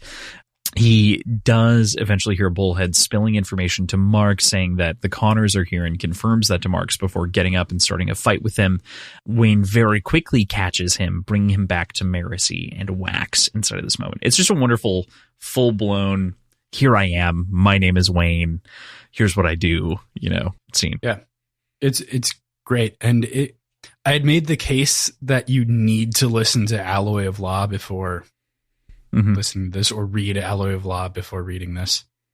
sorry, we're talking about the audiobooks, so that's on my mind. Yeah. But like the idea that this has to come after Alloy of Law, I think this kind of makes the counterpoint to that, because this is the exact sort of skill set that we got fed to us through the interrogation scenes in Alloy of Law. Mm-hmm. It's more subtle, it's quicker, but we still get the same feeling of like he uses his disguises and his personas and his understandings of how to interact with people through those personas in order to gain information subtly. He does exactly that with what shovel face and bullhead, bull cut. What were their names? Plowface and Bullhead. And yeah, Plowface and Bullhead. So like we get that. We get bend alloy, and we get specifically the fact that the size isn't static. You can change and decide the size of a bubble for bend alloy, and that becomes very relevant later when I don't remember the name Marcy. of the metal, but Marcy is using her chromium. Is Maybe? It chromium? Yeah, I think it's chromium. That makes sense. So the fact that she's able to dictate the size of the bubble for chromium is very important. Sorry, cadmium. My bad. Cadmium. Okay. Chromium was mentioned at one point. Chromium is an elementic metal, yes. Okay. Regardless. Yeah. We get a lot of information that's very, very relevant that we would have learned early. I don't know if we really explicitly talked about the size of the bubbles in Alloy of Law. We talked about... We did a little bit, but... Cadmium. Mm-hmm. How she could make it the size of like a small room if she wanted to. She could do about 15 feet, yeah. 7.5 feet from her center. So in that sense, it seems to imply that she understands that the bubble can be a different size and she can dictate that. Mm-hmm. But here it seems novel. So I don't know what to make of that. I mean, fair point. And I think that part of what this is also relaying to us is that like he also has the potential to be sloppy. Like he's not perfect with his elements. He's an expert, but he's not perfect. And so it adds a little bit of like, I don't know, every time that you get like these little mistakes that do happen, there's a correction. Part of like a core thing that I have with the series is everyone's really good at their allomantic ability. They rarely suffer consequences for using it incorrectly, right? Like everyone doesn't fuck up their ability. And this is like a near fuck up. And so it feels good because it's like, oh shit, like I almost used this wrong. It's super close. Like it's a near miss, which is what I really like about it. It's just pointing out that they didn't miss. Well, yeah, but it's a near miss to say that like I make mistakes. Like we haven't seen a mistake, but I make mistakes. Like that's what it says. Or I can make mistakes. Possible to. Yeah. Right. Okay. Yeah. Then I get that. I'm flawed, which I feel like we don't get a whole lot of in the original Mistborn trilogy. Everyone knows. I mean, as Mistborns, they're like, "Well, I'm so good at this." Yeah, I want to see Vin just yeet herself off the Lord Ruler's tower. I guess to that point, I think that one time that she burned Duralumin, she did kind of yeet herself on accident. So like she wasn't sure, but that was a brand new metal. You know what I mean? Like she didn't know exactly what it was going to do, or that interaction was brand new. So she did kind of yeet herself into the army. Yeah, that's true. But at the same time, not important to get into. It just the way it's described, it makes it feel like feelings. And like you can really feel how things are going to be interacted with on a physical sense. Mm-hmm. So like it's not that hard to judge how you're going to react based on it. Wayne makes a joke. That doesn't make it impossible to fuck up. No, right. And I do agree with that. Wayne makes this joke earlier that I didn't bring up, or maybe it's a little bit after this, where actually I think it is after this, where he says that it's his secret fifth sense, right? Is like this other thing or whatever. It's a wonderful joke because she's like, what? And she's like, I can smell worth of beans. And that's a very funny, like worth of beans. Like what the fuck, man? Love it. But to that degree, to that point of what you're saying, where it's like it's a reaction. I do feel like it is a sixth sense of sorts that most of these people have with their allomantic capabilities, you know, where they know where those limits and stretches are. Like someone flexing a muscle, like, you know, the directions your muscles are going to bend. That said, even as someone who lifts or runs or swims or does whatever, you can strain yourself without being fully aware of it. You can do things and fuck yourself up. And with the acceptance of the pewter dragging, we didn't see a whole lot of that. So yeah, it's kind of I had kind of rationalized it under the same umbrella as atium, which is mentioned explicitly, but burning atium also changes the way that you think in order to comprehend and properly act upon all of the stimuli being like.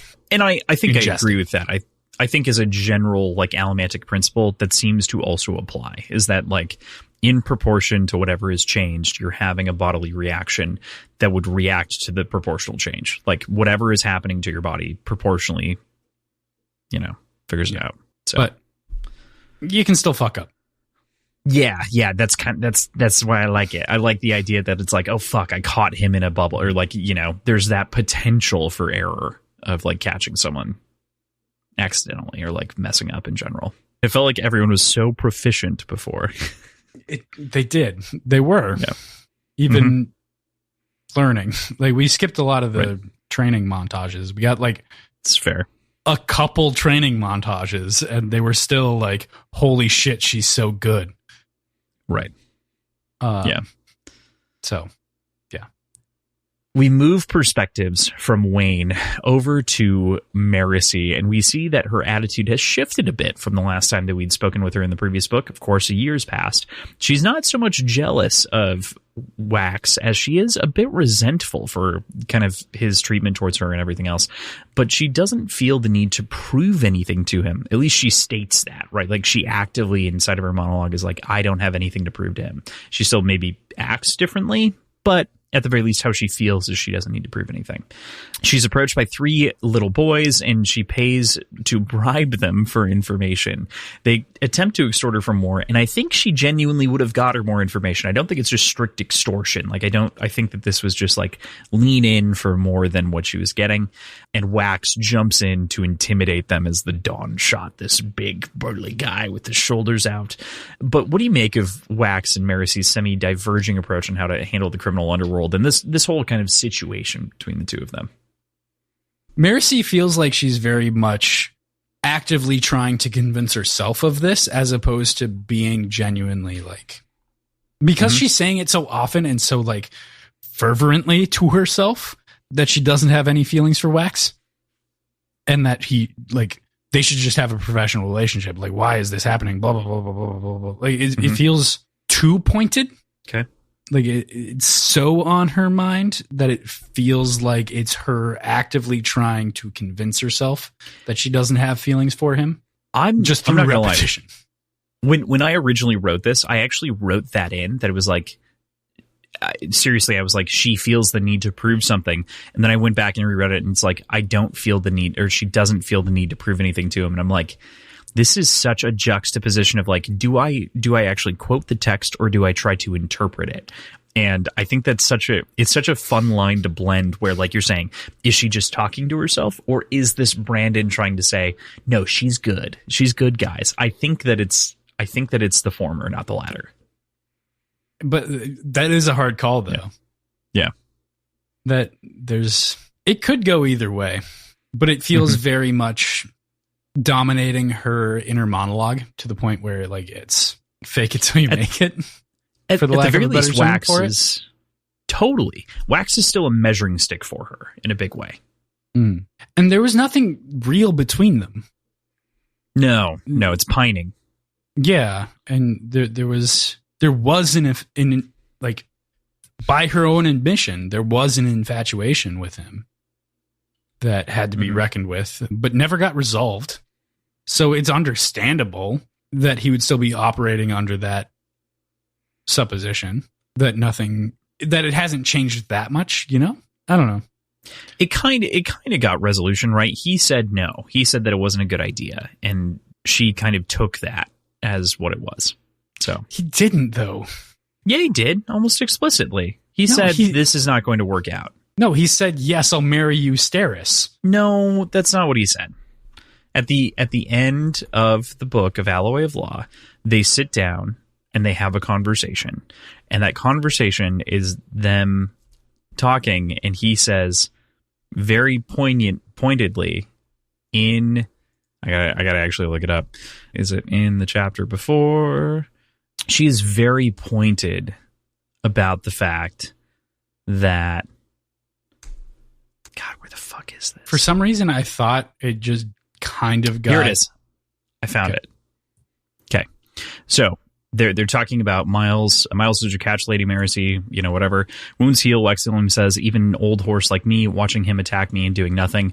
I'll bet that was excruciating. I don't think I could have stood for it, even if our places were reversed. You have done it. You're like that. You're every bit the man, for Marcy, that I thought you might be, yet somehow more real at the same time. She looked at him, eyes wide, lips pursed, as if she wanted to say more. He could read her intent in those eyes. This isn't going to work, Lady Marcy. I'm thankful for your aid. Very thankful. But the thing you wish between us is not viable. I'm sorry. I stand corrected.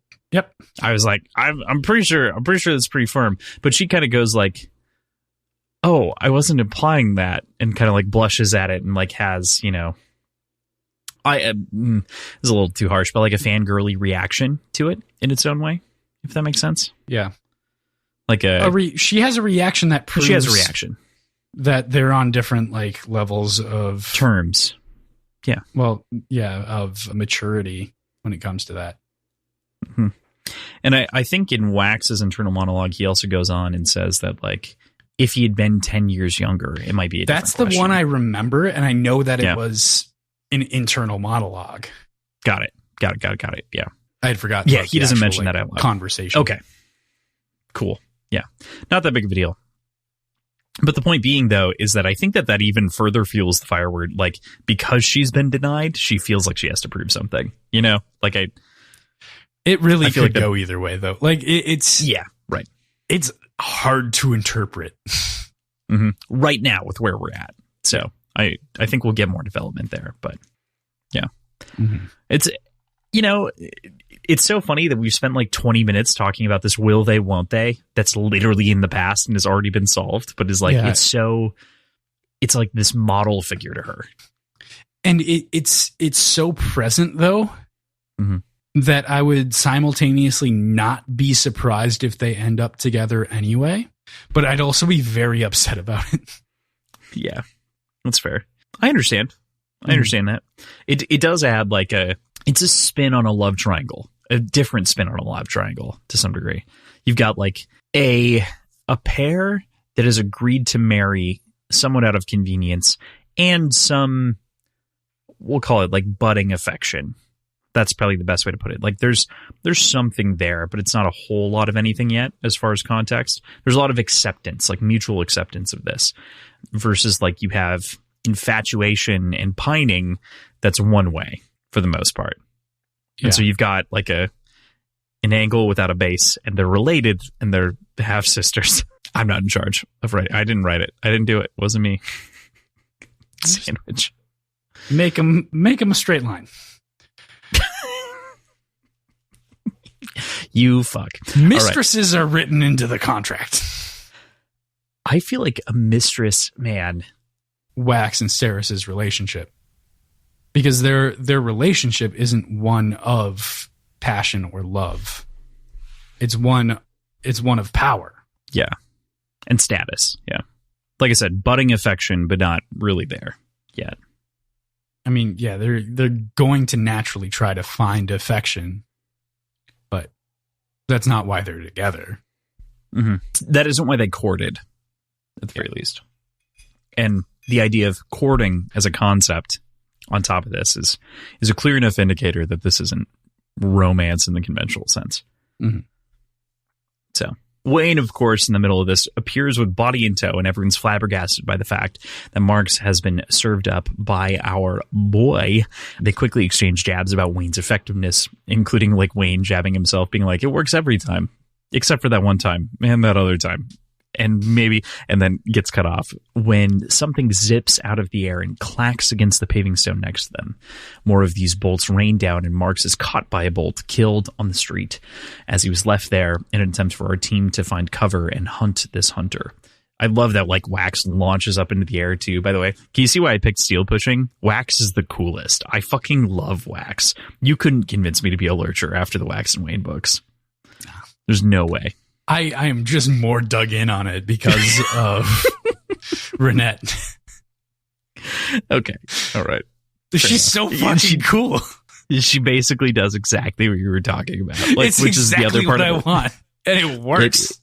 It was very funny because I knew that example was coming, and I was like, it's our dueling personalities. It's our dueling sides of the coin. I want to jump into the air. You want to roll around on a fucking chair in your house.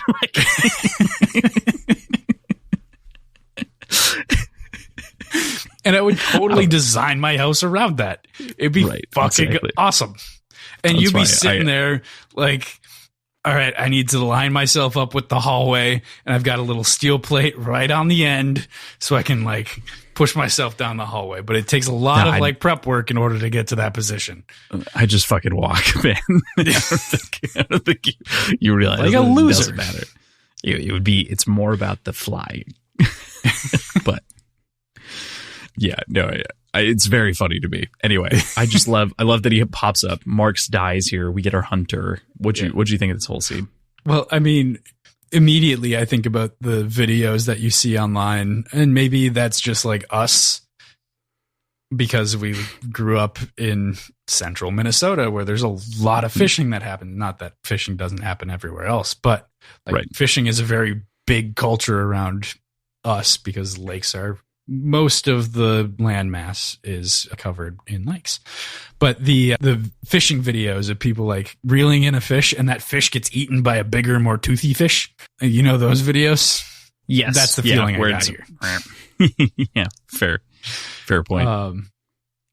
You mentioned at one point that like everybody is flabbergasted by Wax or by Wayne showing up with the body. And it's really just Marcy that's flabbergasted by this because Wax expected it. Wax is like basically stalling for him throughout this entire scene. Yeah. Fair point. It's just that he is in tow in the way I think Wax still reacts, but like he did expect success. You know, he wasn't anticipating failure, but you know, was pleased when he showed up. Yeah. Said something like, I had to give Wax room for his methods. Yes. Which is I think that's almost verbatim. A phrase that was used maybe also in the Wolfenstein games in a very more nefarious way. Jesus. I mean, Brandon Sanderson is a gamer, but like, I don't know if he's not going to throw Death's Head in the middle of, you know, the rest of his context. Oh boy. Actually, it's not Death's Head. It's the lady, right? It's the lady who mentions his methods. Forget her name. Fraulein something or other.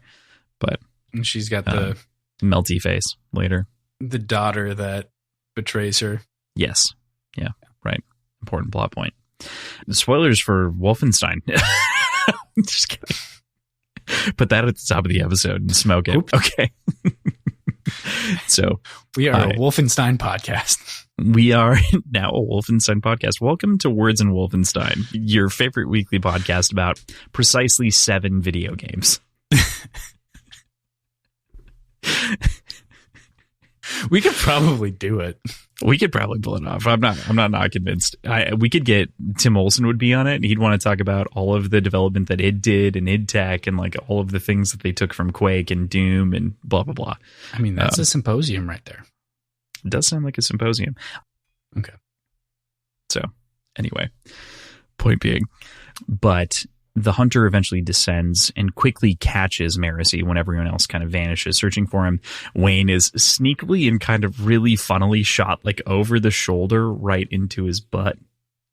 Marcy, is quickly caught by the hunter, and Wayne shot like back at him over like his shoulder with the crossbow, which is really funny because you just hear the grunt like in the alley. Like, you just imagine that grunt. It's very funny. Maricy's held hostage. She's running through these philosophies and these ideas and like what to do in these situations. Again, world building the section, and we get this inside look into Maricy and her knowledge of police procedurals and like how much time she spent. Just kidding, TVs don't exist, but like how much she understands the way, or like seemingly understands. I said police procedurals. What are you shaking your head at? I mean, it was a joke. Cars exist. No, of course, TVs exist. TVs existed many years later. We're not quite there yet. There's no HC here yet. Get away. But end point being here is that she is running through this internal dialogue and monologue in her head relating to what you should do when you're being held captive by a hostage. And as she's like running through and her pulse is calm, she, without really giving it a second thought, it's such a well-written statement, but without like giving it even a minor thought, she pulls the shotgun out of the holster, sticks it up into his jaw, and pulls the trigger in like one full move. And it is so crazy as she blasts this man's brains out, because it is the most calm, cool, collected killing that I can imagine from her. Boy, howdy would it be clean if she just blew the guy's brains out, because she basically decapitates him with this shotgun. Like his entire face is gone, his whole head is gone. And I know like the term's the same, but holy shit, she's like wearing the guy's head as like viscera on her shirt, and then just goes walking around with it later. Yeah. The entirety of the next chapter obviously fixates on a lot of the things that are here, but like just the way that whole scene unfolds is one of those like jaw-dropping moments, jaw-blasting moments, you know. Face-off moments. Truly mask-off, face-off moment. Because the dude's kind of ugly, right? Like, isn't that another joke? Or like has a messed up face? Yeah, there isn't that. Wayne says something along the lines of Rust's. No wonder he wears a mask all the time. Yeah, makes sense. Also, there are situations in this book where rusts are said in the middle of sentences and they're not capitalized. So that was something that I was still curious about from last book. We're good. Yeah, and it was only one time that it wasn't, and then it was capitalized. So felt odd, but at the very least, I felt like I could discourage you from looking into that too much actively. Yeah. So, fair point. Well, that airplane is so loud. Okay. With that, we go into chapter 4. We move to Wax, who is shocked, to say the least, by what Maricy has done, and she, too, is utterly befuddled. On top of that, it's almost impossible for Wax to talk to her, as she's temporarily deafened by the shotgun blast next to her ear in this moment. And there's some very funny like comedy of errors and Maricy talking loud. And, you know, I know that we were lumping a much praise on the audiobook, but Michael Kramer cranks the corn up to 10 on this, and it's so well done. He does. That's true.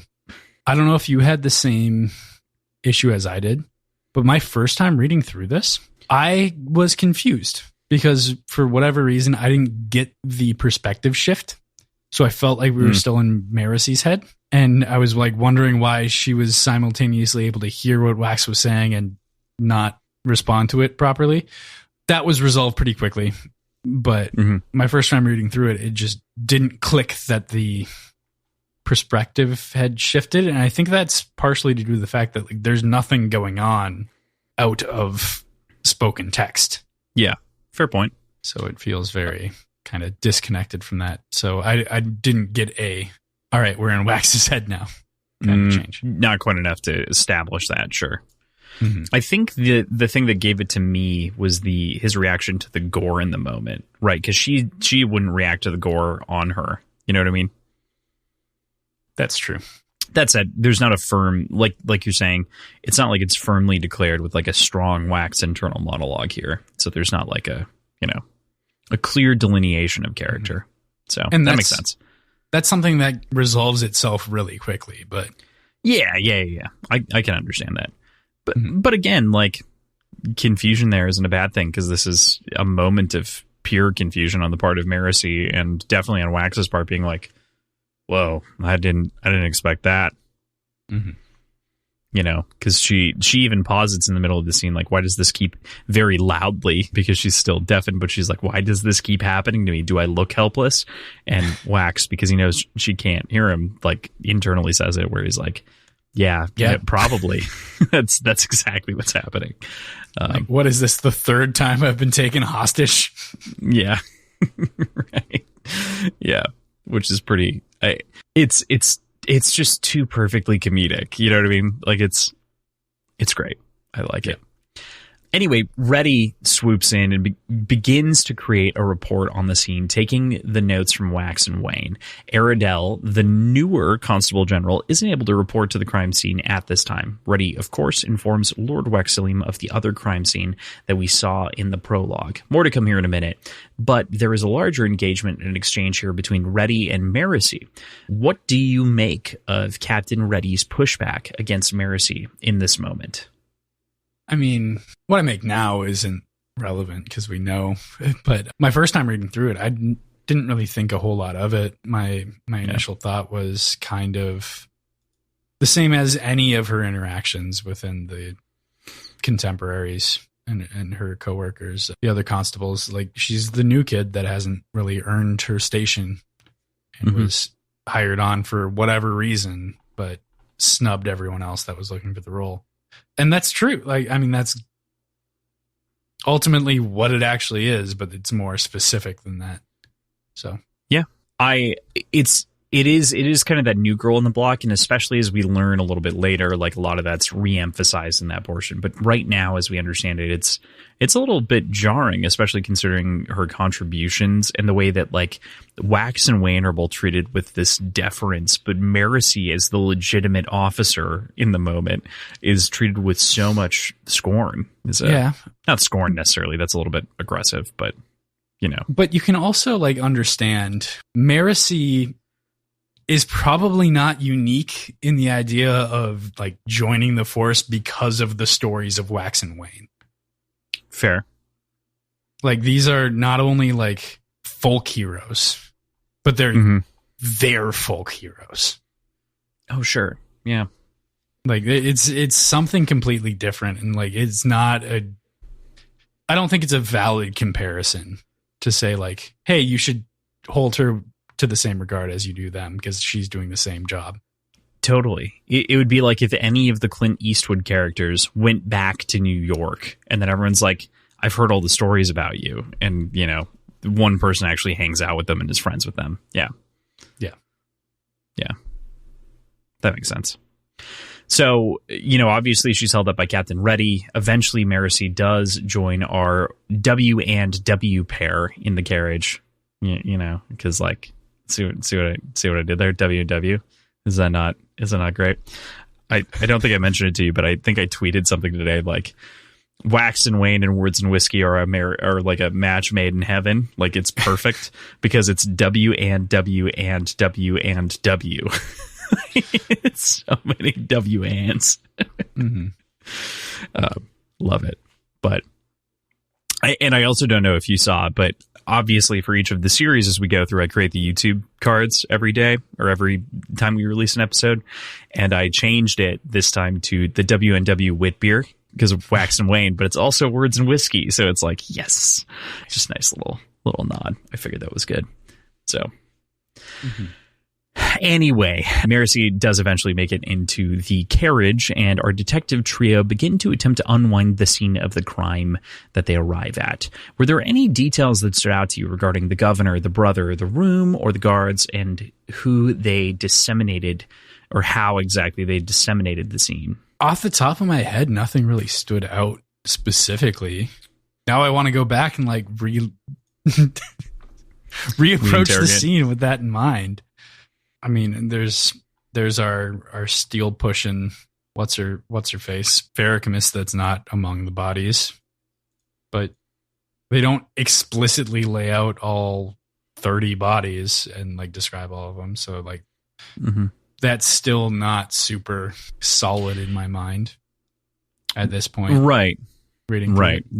Some things that they point to though, right, are like the little bit about like Wayne pointing out that like throwing a bottle to start a bar fight. There's the Actually, I think that's later. Never mind. Backing up. That's in chapter 5.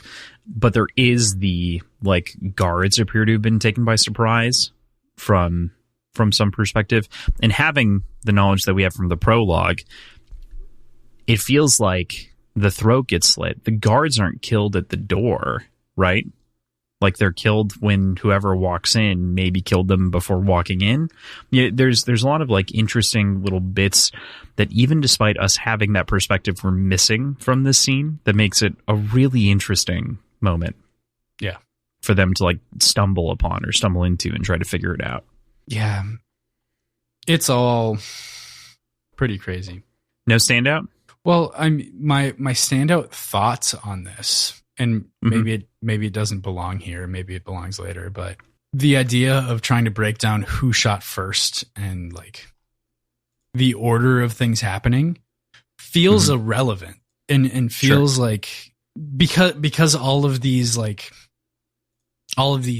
actions basically happened instantaneously from the perspective of people, like, actually at the party. Like, it just snapped into chaos, even though, like, it was the guards, then this group, then that group, then that group, then that group. Effectively, it happened within a split second. So it feels dubious that you could gauge who got shot first and how it all started. Sure. You know? Sure. Yeah. That's the art of detective work, PJ. Come on. Read Sherlock Holmes. What are you doing? Sherlock Holmes wasn't dealing with speed. He wasn't dealing with magic, that's for sure. Some people may have pretended that there was magic, but it was never legit. Fair point. Yeah. Good point. There's a note tucked in here that I wanted to touch on because I figured you would not let me get away without mentioning it. Concerning Breton's retirement and Aradel's appointment after him hitting the silent ceiling about a decade beforehand. Obviously, we get more on Claude throughout this scene as we're introduced to Aradel as he's walking around. But what do you think of Breton's kind of chuffy, replacement? There's kind of a core question here, too, that's been asked by nearly everyone through these scenes. Why was this done and who did it? And I can't help but imagine dark, murdery piano stabs going dun-dun throughout this whole, scene. There are a couple of moments. Yeah. Breton is the guy that I'm assuming is a conjurer, yes? Mm-hmm. Okay. Yes, that at the last book you assumed was a conjurer. The fact that he's still retired kind of fucks with that, but I'm still holding true to it. Okay. So we'll see. New guy seems kind of like a buzzkill. Really? I don't know. In the sort of cartoonish sense of you can't play by your own rules. I'm in charge here. Kind of interesting. So, like, Breton felt more like that to me. Like, he felt more like the I'm in charge guy, right? Like you can't break these rules. Like, what are you doing? He did. And to me, at the very least, and this is colored a little bit by chapter 5 and the Aradel conversation that happens in there, but Aradel, at the very least, he feels more like an old general, if that makes sense. Like, he's been through this war many times. And so, like, while he does carry some of those traits that you're saying, he's colored and flavored a little bit differently because I think that he's a little bit jaded by experience. But he does take everything into consideration that, Wax and Wayne and Marcy are saying. Doesn't brush it off. That's fair. It is good to see that he's at least open to using Wax and Wayne as sort of a constable adjacent contractor, which was admittedly grandfathered in based on their appointment at the end of the last book, but at least he's operating within those bounds and seems amicable to the relationship. So that's good. Yeah. It does seem like a good move and change. But like it feels like we've upgraded constables, between stories. Not that he's completely, without flaws or anything like that, but at least he's not kind of. Breton had this sort of, I don't want to call it one note, but he had this very like kind of hoity-toity attitude about him that I don't love in police characters. I don't know. I don't love in cops. Yeah. Yeah. This sort of, we are dead. The law. I think he's dead. And the conjurer that's inhabiting his bones is kicking and kicking it in Bermuda while someone new came in and like took over the actual job. Imagine being a Condra and like just grabbing someone right before a sick pension and retirement. You're like, hey guys, I have to hold up this disguise for the next 2 decades. I have to let this guy, like, he's gonna have a gradual death. It's gonna take some years, but like the narrative that I've crafted, this guy lives at the beach bar. He just drinks Mai Tais, and then he goes to the beach, and then more Mai Tais. Like, that's it. That's his day. Maybe a book. Sometimes he sleeps on the beach. Sometimes, yeah. Sometimes it's and he's fine.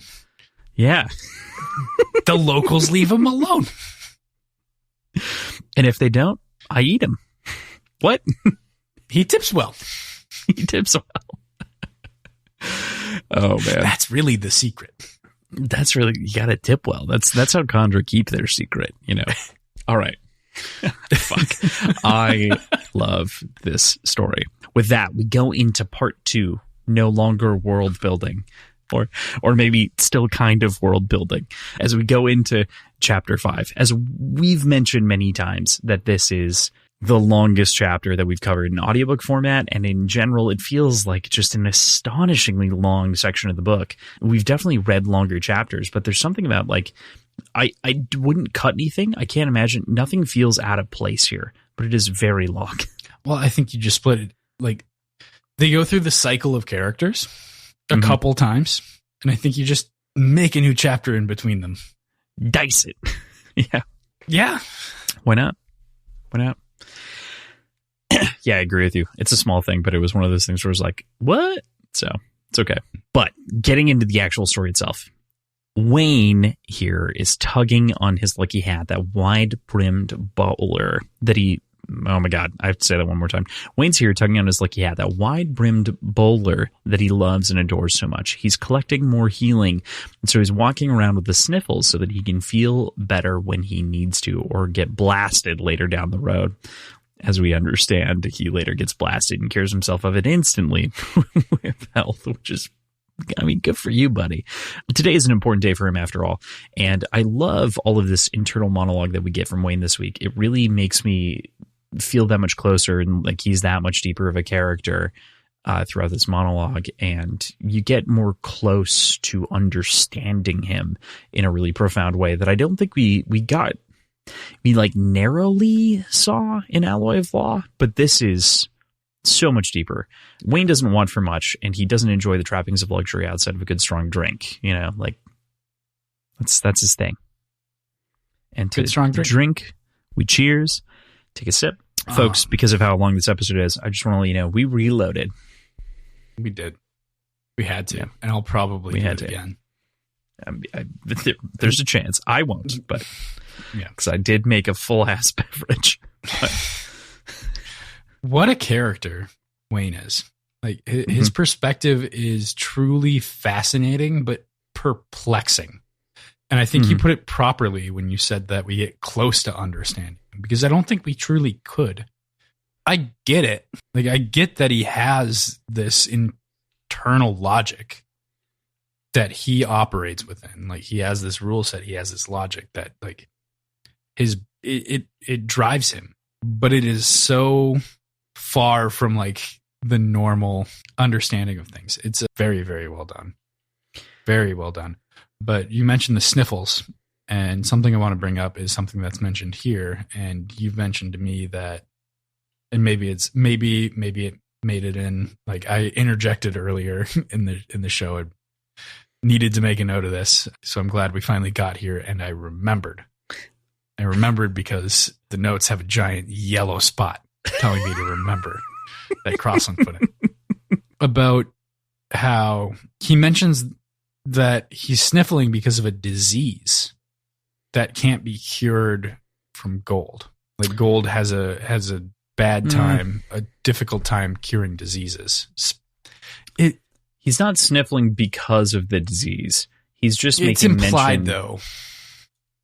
I felt like it was pretty heavily implied that, like, he was being affected by a disease and gold wasn't able to help that.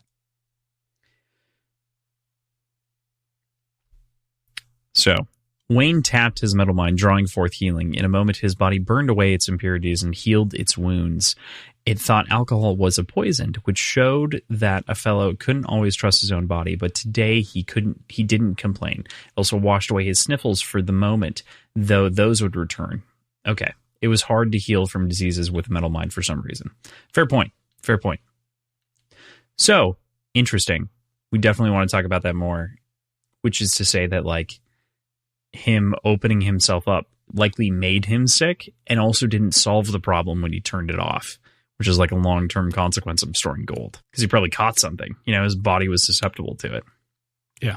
It's another risk, or there's something else that I think it's another risk. I think that makes sense.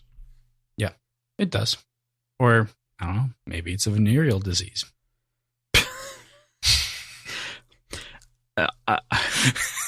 Okay. Brandon Sanderson would never say this. That's all you have to say. That's all you have to say. You don't have to say anymore. I gotta finish the thought. If there were any of his characters that fuck, it would be Wayne. Yeah, of course. Also, if there's anyone who's likely to have a venereal disease out of any of Brandon Sanderson's character, it's also Wayne. If there's anyone who could give less of a shit about it and tell everyone for no fucking reason, it's also Wayne.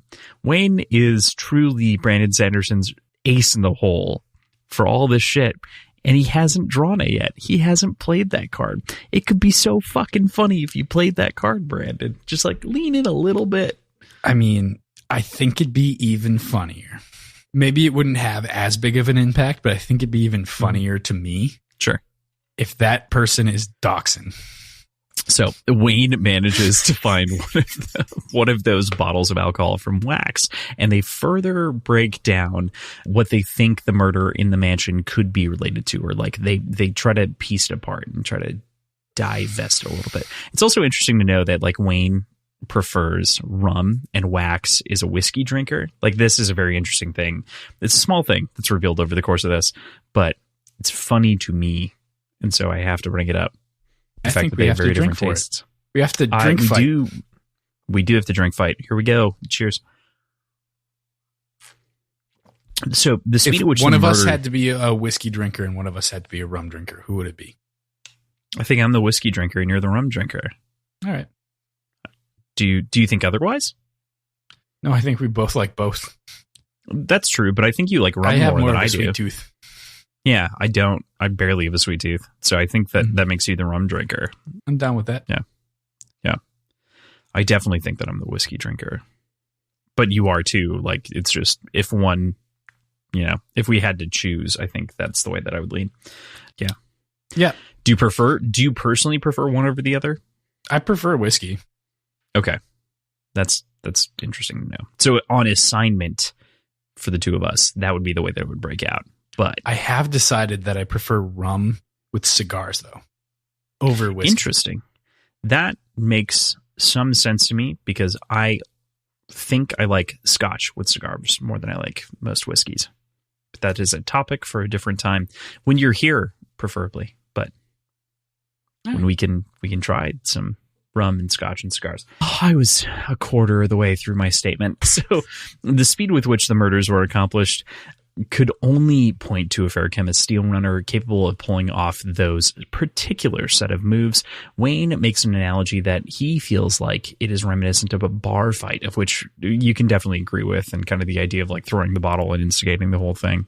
It's kind of a fun exchange that happens here, but Wayne does manage to trade for some rum here and trades one of his many barely like I can't even really call it like an aphorism before he like heads off, So first of all, Wayne could have just as easily said bar fight. Wax would have gotten it. We would have gotten it. Would have perfectly colored the pictures. But I think it's really funny and on brand for him to continue to describe in excruciating detail the bar fight that would then go down, while Wax is trying to like interject and like, yeah, I get it, Matt. It's like a king of too far. Yeah. And I mean, he's not giving more information than we need. He's just continuing to like fill in our already filled in brains.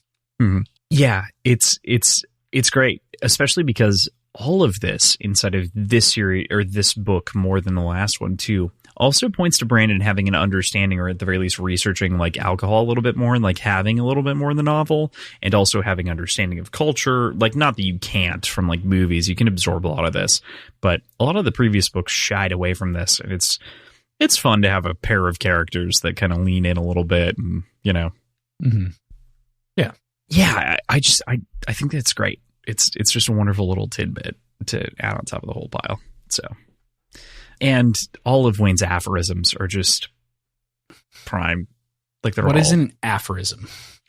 So it's like a kind of like pithy statement, like the grass is always greener on the other side. Like, kind of those sort of colloquialisms, but it's specifically something that's like either obvious or maybe obfuscating, like too obvious or too obfuscating, if that makes sense.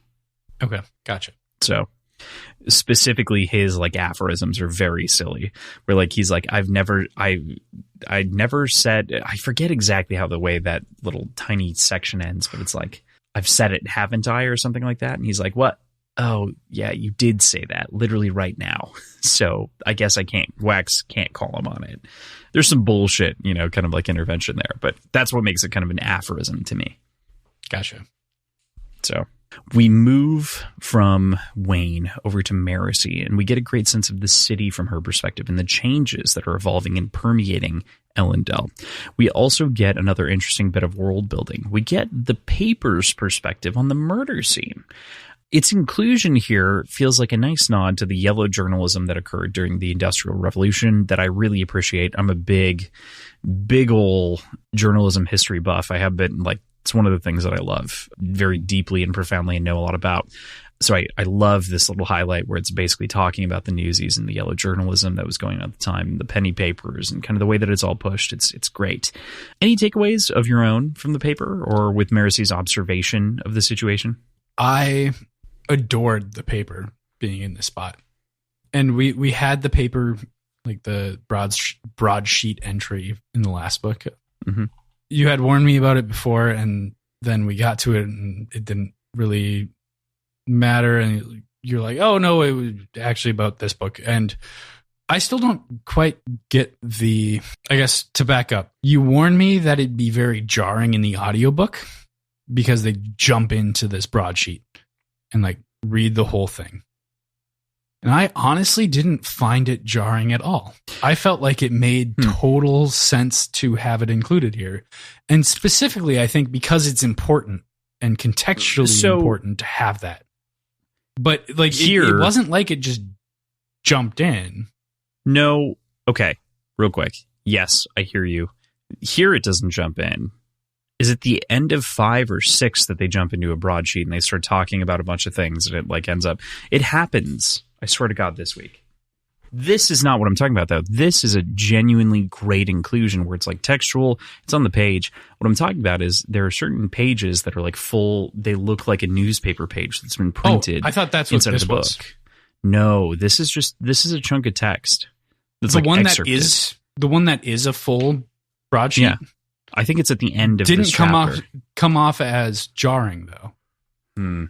I always found it very jarring compared to the way that the rest, like, and I say jarring being that like you don't get to read the whole thing and it like jumps between voices.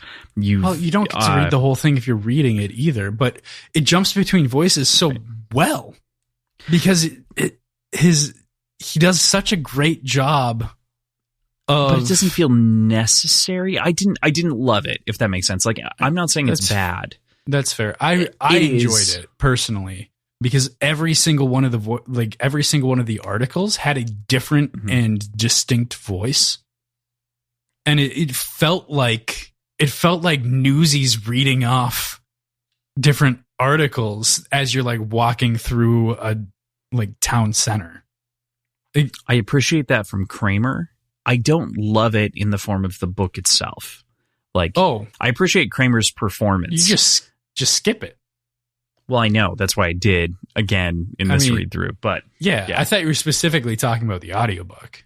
Oh, no. Well, okay. For the record, I'm talking about both the audiobook and otherwise. I think Kramer does a miraculous job delivering the broadsheet. I think that he really does it well. But at the same time, the information feels so unnecessary and like it pulls me out of the story so far versus like on page, I can scan over it like a newspaper, right? Like a newspaper is designed for scanning and hitting the headlines and then pulling down from the headline if you like it and reading the text. And you can't do that in the audiobook necessarily. So it's one of those things where I don't know entirely how I feel about it, but it did feel jarring to me, pulling me out of the story. So not like I was removed from the world. I still felt like I was in the world, but like I wanted the story to continue as opposed to listening to 10 minutes of, newspaper narrations, if that makes sense. Mm-hmm. Here, though, in the text, in this moment, I love it. I think it's distinct. I think it fits. It's important. I misunderstood, though. I thought we were talking about the full page. So, no. Yeah. Either way, great delivery from Michael Kramer for the audiobook. And I felt I enjoy these little interjections, but I also really enjoy the external logbooks. And maybe that's the same thing for this. There is a reality of like, I don't think that they necessarily compare. I think no, they don't. My point is more of a pacing thing. My problem with the logbooks is more of an info dumpy thing. So those are different problems. And that pacing, again, is exclusive to the audiobook. Because if you're reading this, you've just got a full page in front of you. You just scan it, So being that I combo, especially with these books, I was combo listening and reading versus for the most part, every other book, except for Sanderson books, I've spent a lot of time listening to, It's pretty much been my lived-in experience, but I just remember being shaken by that. And I did literally skip it this time in this chapter. I was like, I know what this is. And I skipped that like 7 minutes or whatever it was at the end of this chapter. It's not that long. You listen at 2x. That's true. Yeah. It is 7 minutes if you listen at 1.3, which generally also my own fault. I usually listen to Michael Kramer at 1.5 because he is slower than most audiobook narrators. But I had him on 1.3 because I was listening to a different book before. That's my own fault. So, bleh. Okay. Right. Anyway, I want to get back to the core point here. The paper itself is really cool. The journalistic instinct, the newsies, it's all awesome.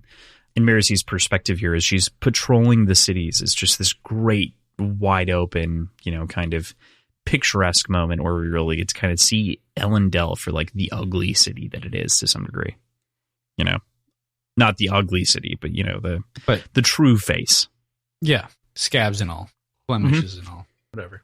Way better way of putting it. Yep. So we move from Maricy to Wax, who's gone to the village, which is this really primal stretch of the city that has been allowed to be reclaimed by nature intentionally by the Terrace people. He's eventually greeted by two ferrochemist brutes who stand guard and who block him from seeing the synod. He argues with them for a bit, saying that he wants to see Elder Weffendel, if I remember correctly. I think that's right. And he's greeted by his dear old grandmother. From here on out, pronounced Stroopwafel? Stroopwafel. Similar thing. No, I mean, all told, what's really funny is that I think Brandon writes it out 3 or 4 times, and then from then on out, he refers to her as Grandma V. He's like, fuck this. I can't spell that anymore. I can't be counted on. But what'd you make of this scene and like this introduction to the village? Well, so there's a disconnect here in my brain because I had initially thought that Ellendale was like just kind of a renaming of Luthadel. And then I remembered that the entire world kind of got shifted and we had this discussion about how Sazed literally like formed this city. So why then would they need to allow nature to reclaim part of this city that the Terrace god himself created? Like, would he have not had created a perfect space for his Terrace people? And maybe he's more laissez-faire than that. just kind of built a framework and let them decide who belongs where. I don't know. That's an immediate thought that doesn't matter that much. What I continued to think about every time I read through this scene was there's obviously a fair amount of outbreeding from the terrorist population to allow for these like twin-born, and the fact that presumably Wax has a fairly like comparably pure terrorist bloodline doesn't look the part. So like have all the like telltale physical traits of the terrorist bloodline been completely bred out and like diluted, or is he just kind of an anomaly that doesn't fit the bill of somebody that belongs in the area and is pushed aside for that reason by the guards? Or is it more of just a, we don't know you, so like you're not coming in? I think for them, it's an I don't know you, so you're not coming in, for the guards at the very least. But I do think that there's a little bit of kind of intertribal contemplation as it comes to maybe people that have left the group, if that makes sense.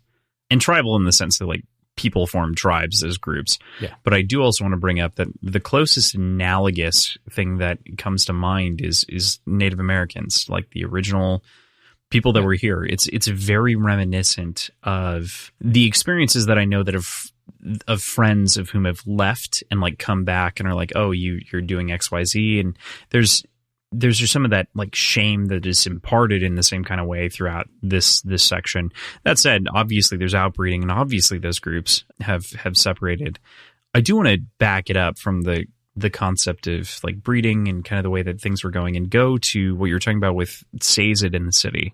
Again, just to clarify, Sazed set them up with a really good plot of land. He didn't actually build the city. That is Spook's responsibility. He gave him the plan to do it. But okay, just want to, put that, like Lord Mistborn built the city, but Sazed gave him a lot of plans on what to do.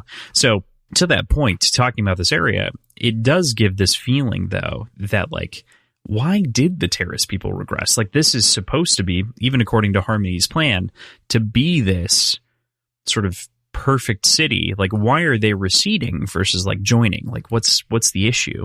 Especially considering it's blessed basically by Harmony. To me, it's not even that they're receding. It's that they're living in a place that has been reclaimed by nature, in that it was attributed to something else before, and then the terrorist people moved in, and they allowed nature to like overgrow from there.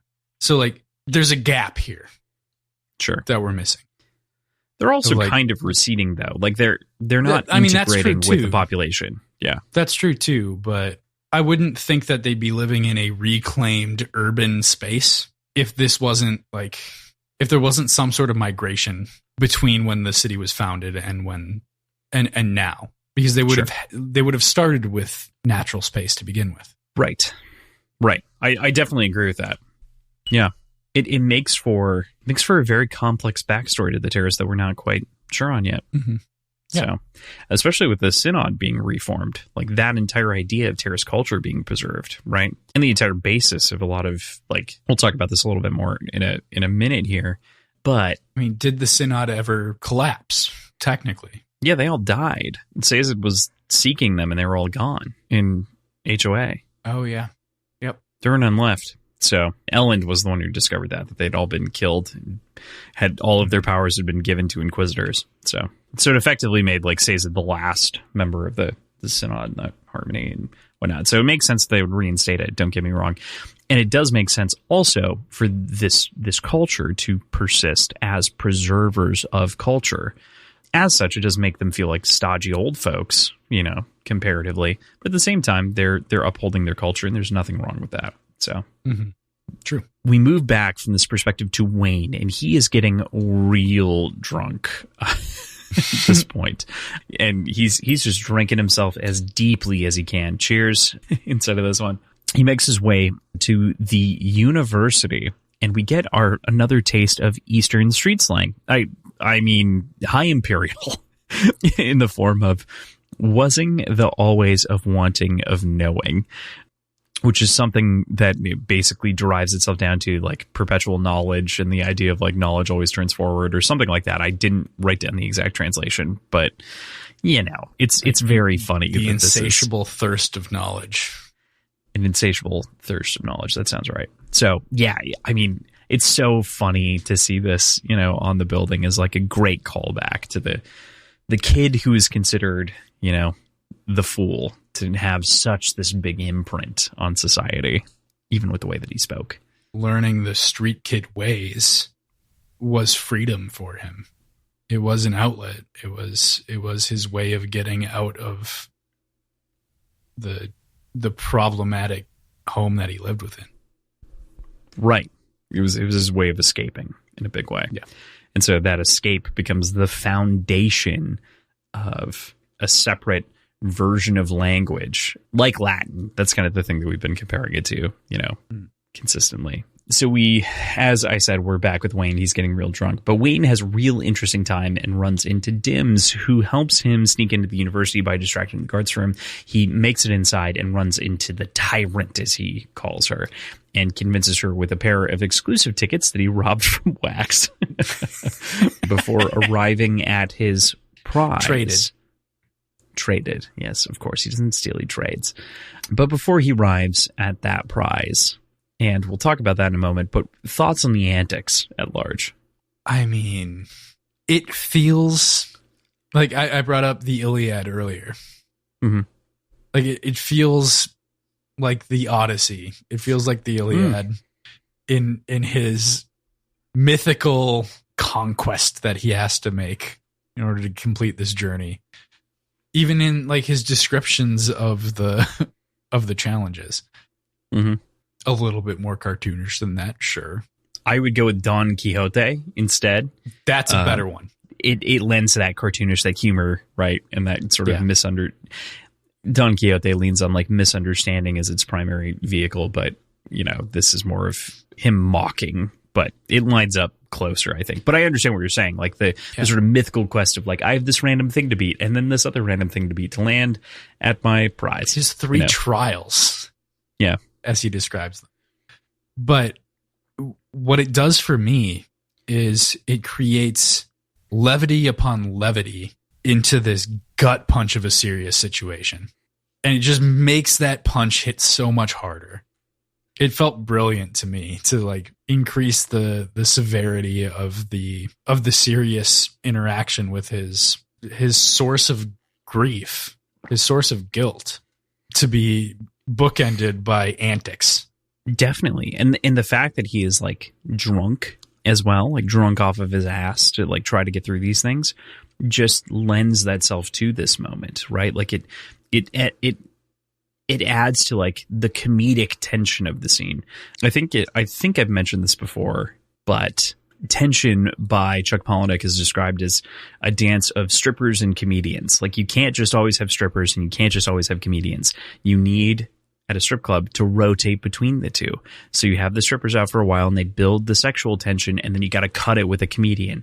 And then the comedian will build the comedic tension up until a point, and then you cut it with a stripper. And like you play those cycles as much as you can inside of writing to create a rhythm, right? And to like give you those ups and downs. And this is a perfect execution of that comedic tension dropping down into that super serious moment. I cannot help but think of it as strippers and comedians, though. Like, there's no other metaphor that will ever live in my mind for tension anymore. It's unfortunate, but here we are. Here we are. Thanks, Chuck.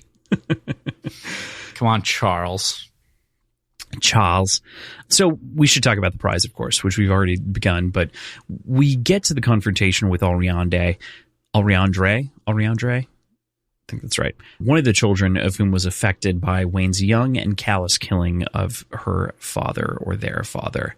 This is such a fucking powerfully somber moment, as you had mentioned. Like we go from these high funny moments to this deep, dark, kind of low moment. It really like digs at me every time I think about this book, this powerful resentment that she feels for him and the pain that he chooses to endure because he knows he deserves it. It is such a powerful section and is so emotionally affecting.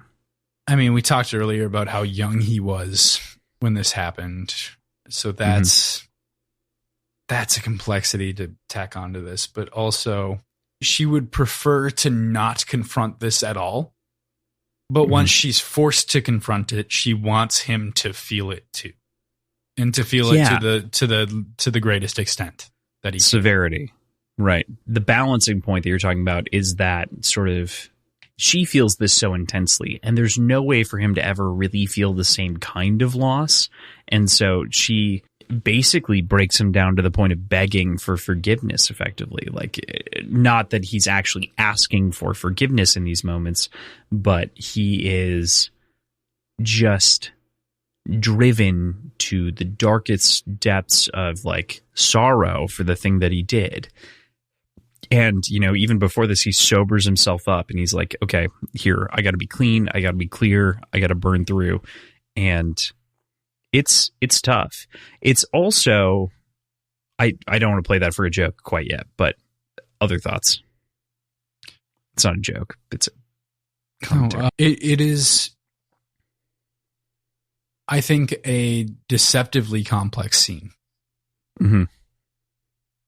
Because it's a few lines of dialogue, truly, is what it really is. But there's so much history to the two of them and to their relationship. And she's in college, so she's how long has it been at this point? It probably no more than 15 years. Like, that would probably be the longest it's been. But at that point, she's been dealing with this every month since she was able to remember, basically, if she was like 5. So like this is a very strange relationship that we're dealing with. It is. And I don't want to add anything obtuse to this, but I think that this also feeds into a thing that was played for more as a joke before. But if you think about the way that often trauma parents Oedipal shit, I'm going a little Freudian here, but think about the way that in the first book, in Alloy of Law, Wayne says he likes his women, right? Which is that like they hold power over him in the same kind of way. And this is sort of there's sort of something base here to why he, not like why he reacts that way, but he reacts to both of those things. Again, getting into Freudian shit here, right? Like the context or the idea that he feels the need to be punished for something and so seeks out domineering personalities, if that makes sense, or like has those domineering relationships or is guided by other people consistently and as such looks for those things in women. I see a parallel here, or not necessarily a parallel, but like a point of intersection on a grid. Yeah, I'm sure there are comparisons that can be made there, but I'm not going to pretend to have enough psychological know-how to make a good right. Like I said, it's kind of Freudian, but it's definitely, yeah, I totally believe that. Like, it plays into his same, a lot of his power dynamics are built around the same premise, right? And this is of subservience and repentance and a lot of other stuff. So I guess I see a little bit of that in this moment. And that's why I was like, I don't want to play it for a joke, because it's not a joke. It feels like if I say it right now, it's going to be a joke. It's actually kind of serious. But yeah, I love this moment so much, and I can't help but be stuck on analyzing Wayne's character, you know, in large degree. And it's worth noting that this entire chapter for all three of our characters is revealing for them as it relates to another person and their status in the world, in that world, I should say, in their own like isolated worlds. And Wayne's world, God, didn't mean that. Wayne's world is pretty much defined by Alriandre and her sibling, and Wax's has been defined in the past by the village and the Terrace family that he has, and barely defined, as we kind of learned by things, but definitely a ghost and specter in the past and confronting that individual. And Mercy's is currently defined by her job. So yeah, future, past, present in order, as it were, instead of this chapter. So I love it. It's just so fucking beefy. All right. Anything else on Wayne? I think that we were pretty thorough on that one. Cool. Like I said, this is one of those moments that I think about the most with this book is this brutal confrontation is just so heart-wrenching in a big way. So, So we leave as Wayne walks out of the university having left the money and moved back over to Wax. We almost take a step back in time, back into a hut stylized like the one preserved in the Lord Ruler's palace. Also, his pooping room. It's his pooping room. I wanted you to say it. I couldn't write it myself. Yes, his pooping room. Also, I don't know that I'd mentioned it earlier, but we got a name for the event that reforged the world, the Catasandre. What do you make of the myth that's preserved here, though, by the terrace culture in the form of the hut, as it were? I guess it stuck out to me because even when the world has been completely changed and the truth had been kind of shown, we know what the truth is. The terrace people are still focused on preservation of myth and legend.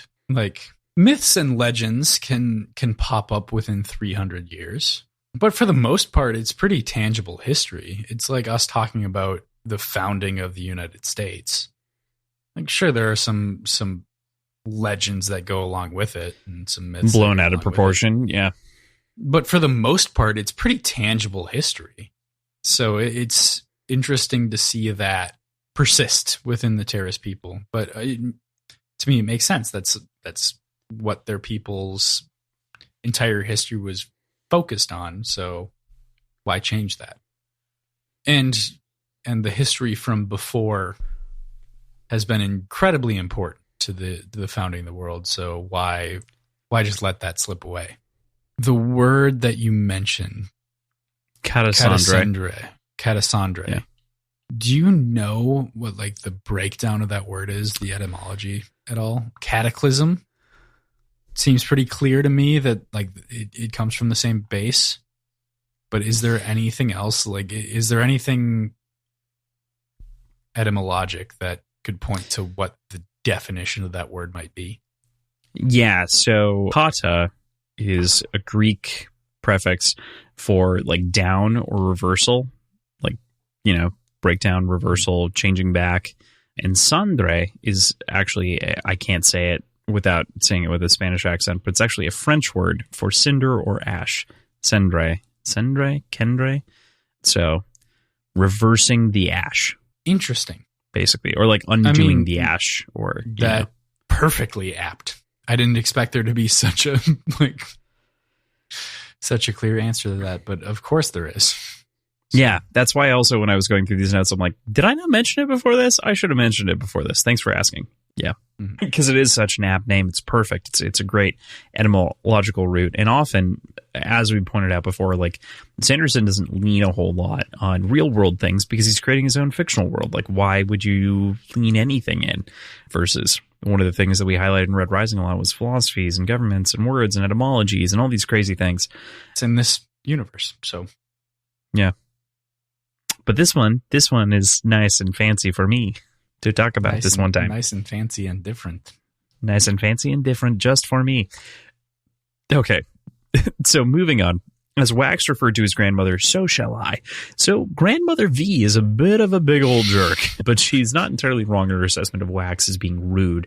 He's got a code and a set of rules, and he totally follows them. As they continue on in the conversation, there's very much a you never call, you never write, why don't you come here sort of conversation that doesn't feel humorous like most of those do, like most of those play out, but instead like fairly venomous.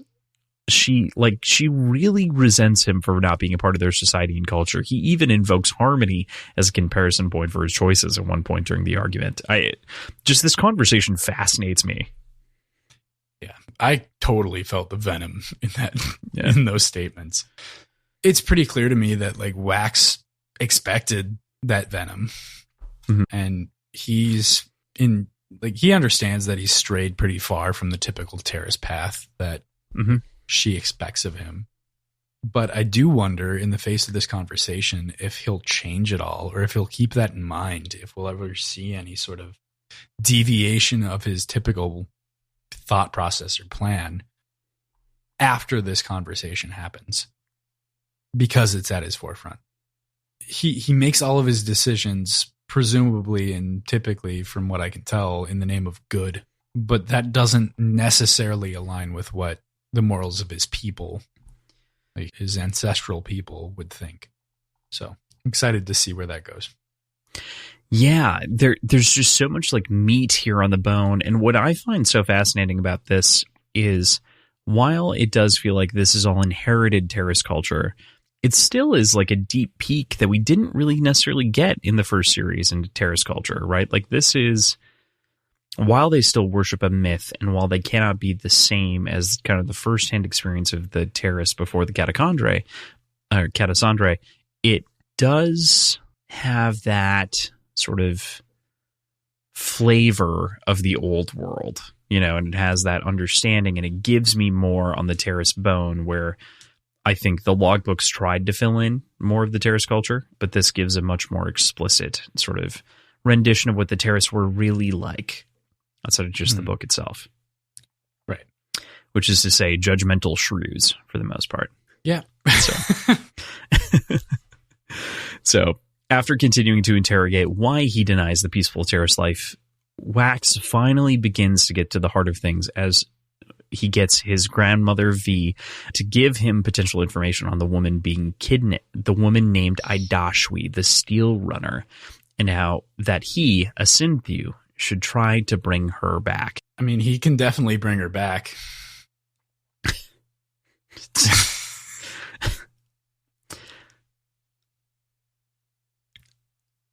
Every once in a while, PJ, I know that you crack yourself up, but like sometimes I'm just like, did he really say that? Did he really, like, it's not like it's offensive. It's just like, wow, you took it to a whole new level. I love it. You're right. She can come back. She might be a corpse. Well, we're all corpses. All right. We are almost done with this chapter. We round out this chapter rather with two scenes that we're going to talk about that kind of feel totally at home in Law and Order, or would feel at home in some Industrial Revolution Law and Order. Marcy makes her way into the police precinct, contemplating your father's money that she gave her, and the education and the capability to get where she got, and the privilege that she possesses as such a recipient. It's excellent to see a character like Marcy spend so much time on this internal dialogue as we really get to know her more than just being smart and capable, but adding further depth to our understanding of a lot of things.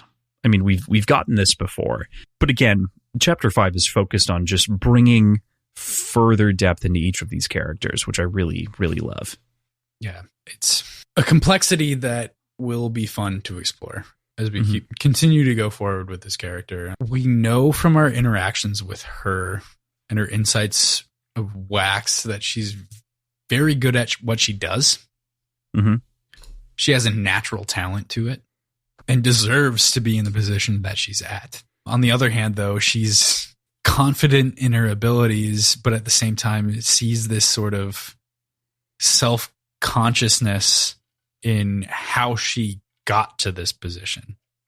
And it's going to be a very constant nature versus nurture kind of struggle. And those are fun. Those are fun to deal with. Yeah, yeah. There's also, in addition to nature versus nurture, there's also an equality versus equity kind of thing going on with her too, where it's like, sure, well, if everyone had the same opportunities that I do, would everyone be doing better? And that's extra interesting for her because she is a lawyer and a law keeper. You know, like she is responsible for upholding the law. So it adds that extra layer to someone of whom is otherwise a cop, you know, but it gives her, I think, a lot more depth in that context and capacity, because she is always considering all of the other people around her, and it really humanizes her in a big way. Right. Yeah. So yeah, all of it. God, again, we talked about how long this chapter is, but it's a fantastic fucking chapter. It is. Yeah.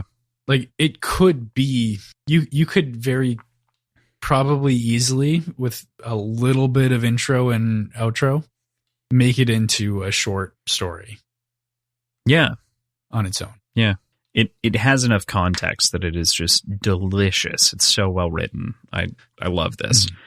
So we truly end our chapter, though, with a conversation that is driven and revolves around Claude Aradel and the impending reaction to the crimes that have been committed over the course of the week and the weekend and the murders and everything else, and kind of the insightful conversation that can happen here, as well as Maricy's own social ignorance as it pertains to Reddy and why he resents her as much as he does. What do you make of these comments and kind of Aradel given the extra context?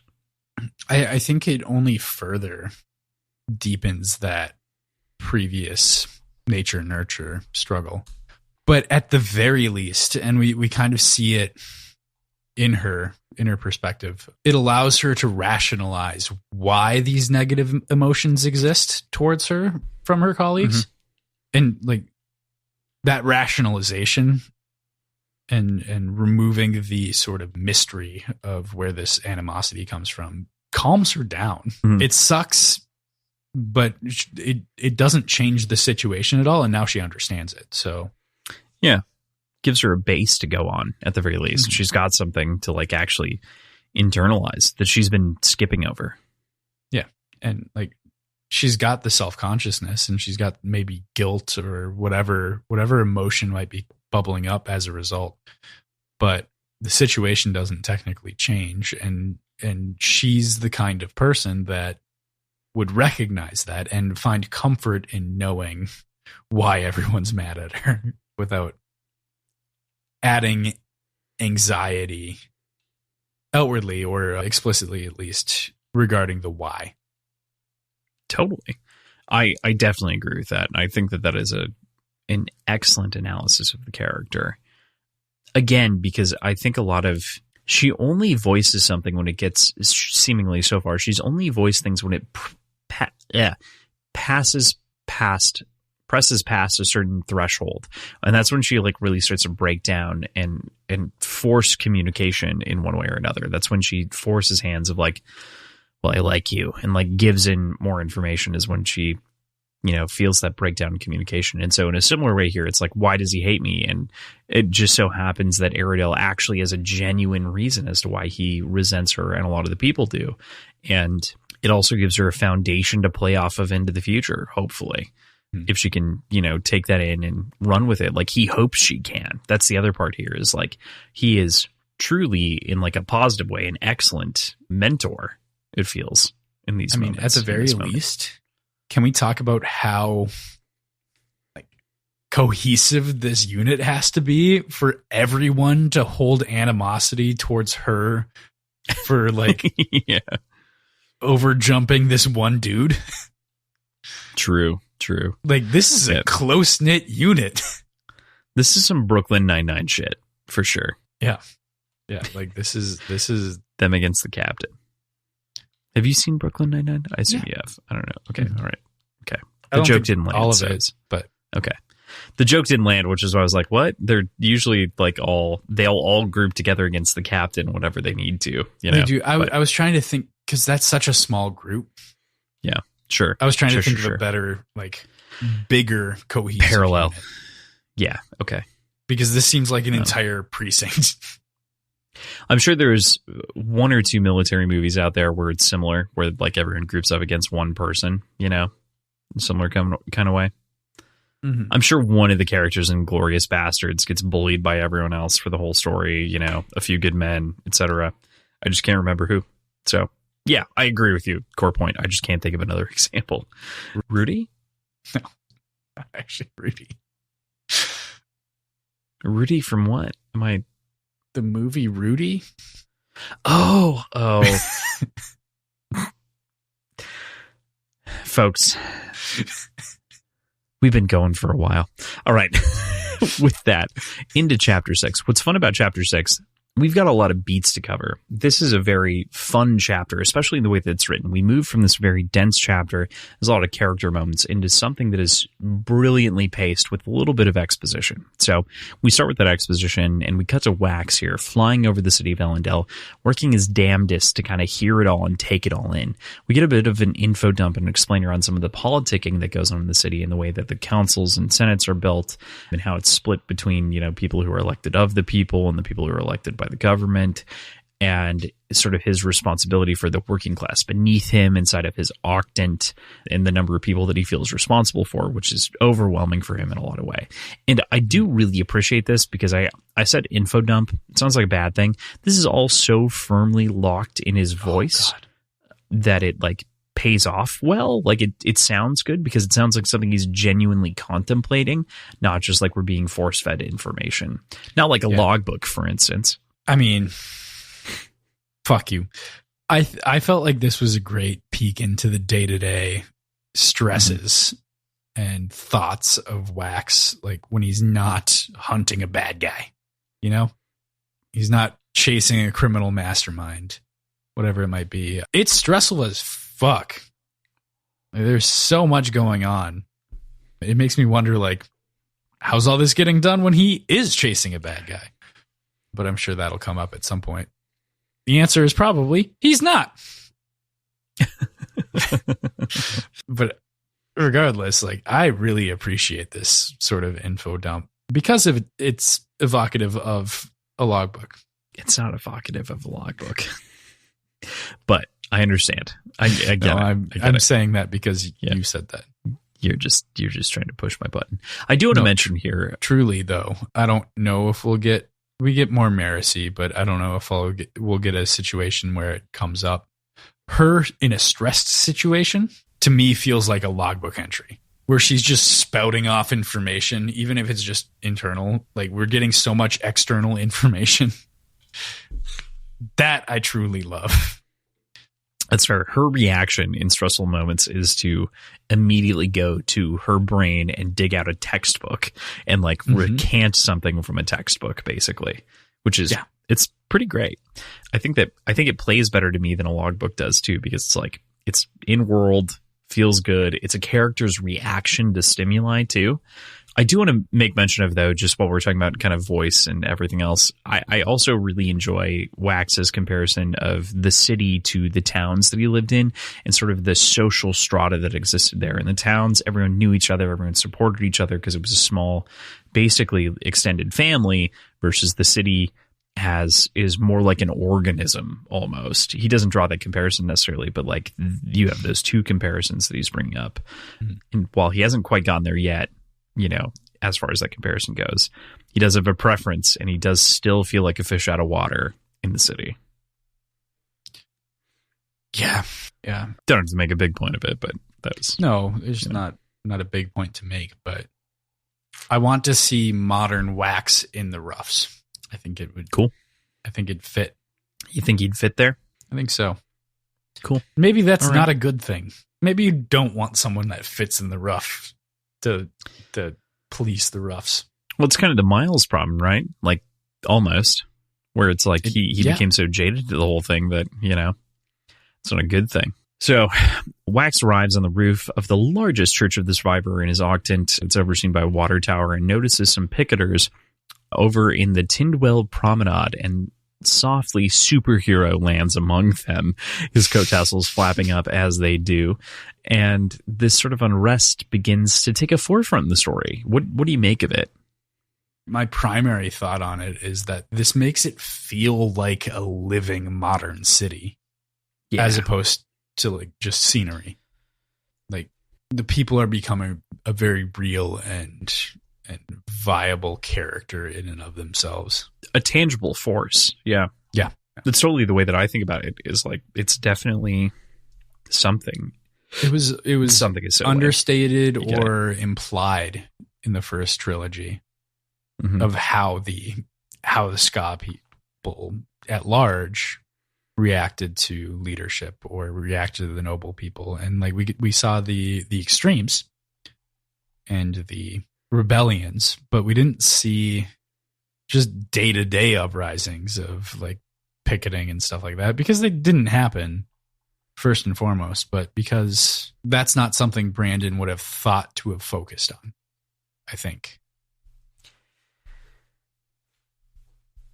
Yeah, I would agree with you. I think that I loved your description of calling it like a lot of the other cities and things like that we've gotten previously have been scenery, and that this does make it feel like it's living and breathing, right? Because this is life. This is something moving. This is action. And our characters also actively have to take part in it, or like a part of it. And so it does give this sort of in and out, the lungs to some degree of an actual working city in a big way. So yeah, I would agree with you. I think that this is something that love the original trilogy. Solid, 8s with an occasional moments of 9s and whatnot, like we've talked about previously.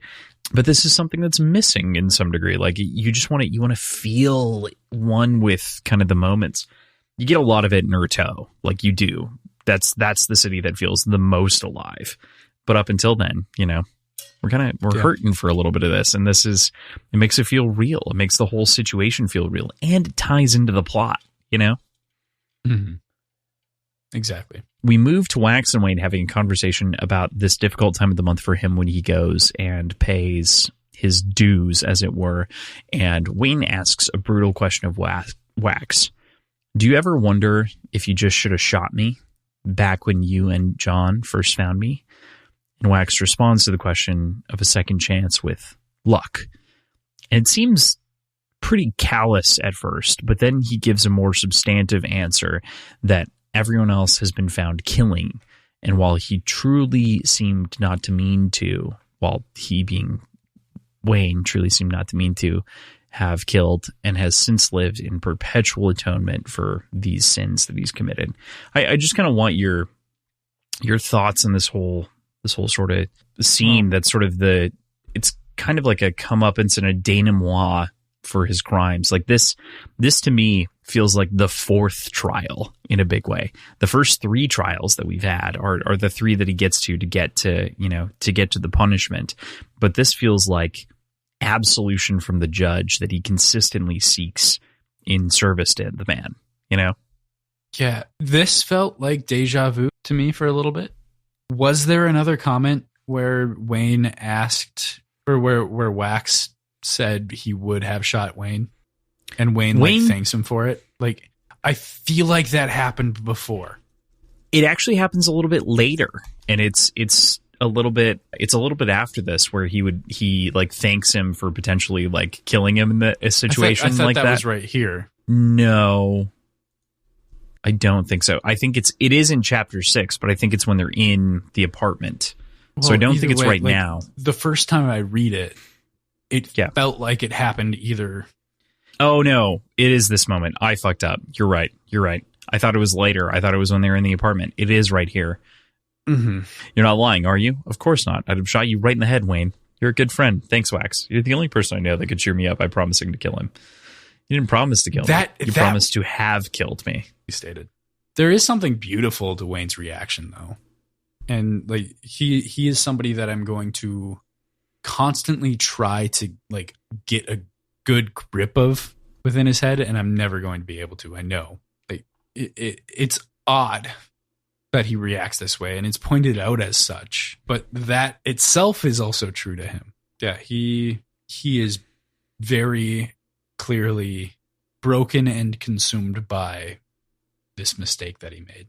Very clearly. And this is also, again, gets back to that seeking absolution thing that he's doing here, which is it's not like he's going, forgive me, Father, for I have sinned or anything, but he's kind of in that same boat where it's why didn't you kill me? And can you imagine having that conversation? I'm getting goosebumps thinking of having said that out loud. I'm getting goosebumps thinking about that conversation.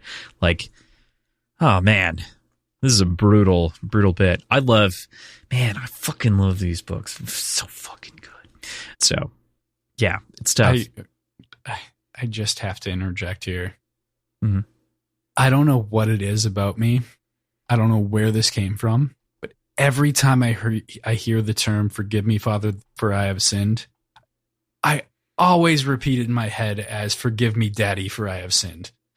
No, and it just it doesn't make things land the same way. No, that's a little bit different. I guess the point was, I get it.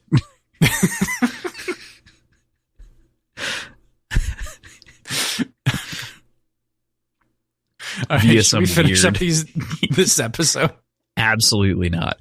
This episode never ends. So we move on from Wax and Wayne and over to Marcy, who's noting the price speculation on the food seems to be on the rise. What do you make of these expensive apples and the implications of the price increases? Well, good joke. These apples. Good joke. These what apples. Do you think of these apples? Ha ha ha ha ha.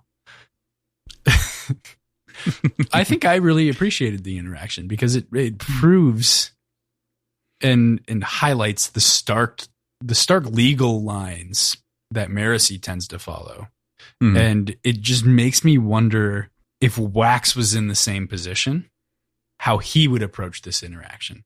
Because, I mean, we talked about laws as written versus laws as intended. Yes. In the Devil's Cut, they feel probably. Like very, like, they feel like they both have very different views on the reason, how to approach the law, I guess. Mm-hmm. Yeah. It is the trio of them make for a fascinating, odd, like you want to say odd couple. Like that's sort of the aphorism, as it were, for them. But they're like an odd trio in the way that they each approach the law in fundamentally different ways. Wayne barely acknowledges its existence. Wax is firmly on the side of almost following it to the letter. And Marcy, okay, you're right. Marcy and Wax bend it in different ways. That's the important thing to note here. They like bend it to their means, but in their own way, if that makes sense. Mm-hmm. Wax also has an open pass. When does Marcy bend it? With bribing the kids? She's allowed to do that. She has to remind herself that she's not in court here. So she can Yeah. I guess she that's a moral do that in opposition. Court. You're right. That's a moral opposition. That's not a legal opposition. Yeah, fair point. She hasn't yet. Okay. Yeah, I mean, fair point. But they do approach the law differently, I guess, was my core point. Like, the three of them have very different mentalities as it rotates around the law.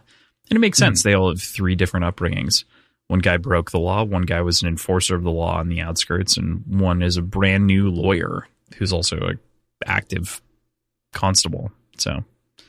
Lawyer cop. Marcy continues to the hub, though, down the spokes of the Octants and is flanked by Lieutenant Javis, making their way to the National Archives. Marcy is looking for a way to listen to the governor's speech and if there's any possibility of getting any closer, but all those spots are taken. I love that eventually the old officer recognizes her and calls her a bastard, but doesn't mean it as an insult, just as a fact, and I really don't think it can be both. Like, I'm not certain that it can't be both. I think it has to be both. I don't know that there's any way to not confuse. Well, I mean, the way that you kind of separate it is intention. Like, she can take in, like... Yeah, fair. And he does have a positive intention. Like, that was his, whole point. Not necessarily positive, but not negative either. Like, there was no malice to it. He wasn't intending to insult her. She can take offense to it every day of the week if she wants to. But yeah. He comes across fair as point. Just kind of I don't want to say bumbling, because that's not necessarily true, but... He reminds me of well-meaning. Kine from Elantris, like, very similar. Yeah. Yeah, he's well-meaning. Yeah. He's trying to make a connection and recognizes that he knows part of this connection, can kind of play off of that, but doesn't realize that there's strain there or negative connotation there. So like, I didn't see it as malice or insulting in any way. Yeah, that's fair. That makes sense to me. I guess, like, it's just tough because it's like, especially given her sensitivity and the like social proclivity, like in general, it's an insult, but he does make some decent amends for it in the immediate moment. But, you know, it's still a moment inside of the National Archives, especially with the crowds gathering and rioting. Like, this is the thing that you stop to talk about is this bastard child, you know? Yeah. So we go back from there to Wax and Wayne making a move on a Dashwee's apartment building. It's a great scene that sets up a simple lives that most of the people of Ellendale live in, much like more modern apartments with simple amenities, nothing fancy as I look around my own place, except for a bloody corpse in the middle of the room. I got one of those too. I mean, high society homes have decorative corpses in the middle of their rooms. Don't you know that? I got one. Okay, I said it was in the middle of the room. It's in my ottoman because it's a pull-out ottoman. So what I did is I put them in and then I just crunched them up, because I can uncrunch them later if I need to. Increases the stiffness. I get it. It does. Yeah. It makes it so when you put your feet on it, it bounces a little bit. It gives it rigid. Gives it just that extra. Yeah. It's nicer in the long run, especially since I mostly work from my couch. Nah, not mostly, but occasionally. Oh, that's fucked. Man, it's super fucked. Not as bad as the bury a body in a marsh conversation that we had back in Red Rising. But well, I mean, it's close. Practical. That was just advice. Yeah, that was practical. This is a joke. No, it's furniture advice. I don't know what you're talking about. This is how you stiffen your soft ottoman. After you've had this ottoman, fun fact, the ottoman that I have in this room is the ottoman that my dad had when I was 10. And it was soft until I put the body in it. And now it's great. Now it's got that firmness to it that you'd want. It's got that that stiff rigidity that you might expect from a sloppy rotting corpse. Don't get me started about the aroma. We move back to Marcy, and at this point in the scene and place in the book, I almost feel like we're witnessing like a Kennedy style assassination. Like from her perspective, she's like trying to scramble up, and like there's all this tension between kind of the scenes as we've been moving. Marcy runs through an old study of Mirabelle's rules in her head. As we mentioned before, she does these things when she's stressed and trying to figure stuff out. One that says that people who are invested work harder and lead, and that leads to their feeling of ownership in something. It's a simple thing, but another example of the scholar that we're inhabiting in this age and kind of the point of view. A lot of the time, I wish we would have gotten this from Elend as opposed to just getting it in conversation. Like, this is a great example of just some of those moments that can like lead you to believe that this person feels like a scholar, Yeah. I mean, and this is that sort of feels like a logbook situation. Like there's just a lot going on and she's just kind of letting her mind run. This is like an open book into my head, Marcy sometimes is. Like this is how I react to shit. And I'm like, yeah. Oh man. Yeah. So the governor finally steps up for his speech, and it's not one that addresses the people's needs exactly, but instead the crisis of his brother's death and a disaster in the east outside of town, but nothing to address the people here and now who are being trodden upon. But then a guardsman steps up and levels his pistol at the governor. Like, I don't know, situation surrounding the speech, and tone deaf is the first word that would come up in this conversation. Yeah. If we were talking about it. Tone deaf at best. This is demonstrably self-obsessed. And to that point, absolutely tone deaf. Like the self-obsession leads to how tone deaf it is, because Wax has seen the unrest. All of our characters have seen the unrest in different moments throughout this entire book so far. So I get that this is information that needs to be spread and talked about and discussed, but now's not the time, man. And this does get back to something that I'd mentioned earlier about like yellow journalism, right? And so like the idea that these penny pages became so popular that they would create outrage in a big way for a lot of people, and especially for politicians during this era. They were flustered and frustrated because they thought that it genuinely represented the will of the people, because so many people bought them, and then they influenced people because it was the lowest price point, and people would write anything to inflame people. It was this cycle of disinformation about the immediate moment, leading to outrage, leading to leaders reacting, leading to new yellow papers with new outrage that was a stretch on the previous truth. And it was just this cycle that continued to spin outwards, which is what this is pointing to. That's this whole speech point, right? Is that like, because it's pointing in the wrong direction, the governor is aiming in the wrong direction, he's pulling the trigger for a gun in the wrong direction, and as such, he is almost assassinated. Bring this up, I do love that the perspective switches here, and so we don't get this release of tension until we explore the apartment. But we're just going to wrap this up with Marcy before we continue back to the apartment. Marcy manages to save the day. She's found a way to shrink the bubble that she creates burning cadmium, manages to capture the guard of whom levels the gun without the bullet going off. Actually, rather, it does go off, but it ricochets out as the blue redshift happens, and the guardsman leading the charge is disabled, and it leads to his arrest. I mean, crisis averted, of course, but, Yeah. I'm curious about... It feels like a breakthrough that she's able to make it smaller, but we know that she was I'd like to understand what her actual comprehension of the abilities were before this point. But it is good to see she and Wayne have complementary or opposite, however you want to look at it, powers that operate very similarly with an inverse effect. So getting that very explicit understanding of the size of the bubbles mattering from Wax at the beginning of the story to this feels very, very good. I'm just kind of at a loss about why it's noteworthy that she was finally able to make it smaller when she understood that it was a variable size to begin with. Yeah, I think that has to do with some embarrassment around using her powers, and maybe therefore never choosing to train with them, in large part. That's all assumption. It's assumption, but she understands that. So maybe it's just aptitude and being able to control it well enough. Yeah, I think so. And I think that's based on time at the wheel, so to speak. Yeah. Okay. So that was my assumption. Yeah. Mm-hmm. More or less.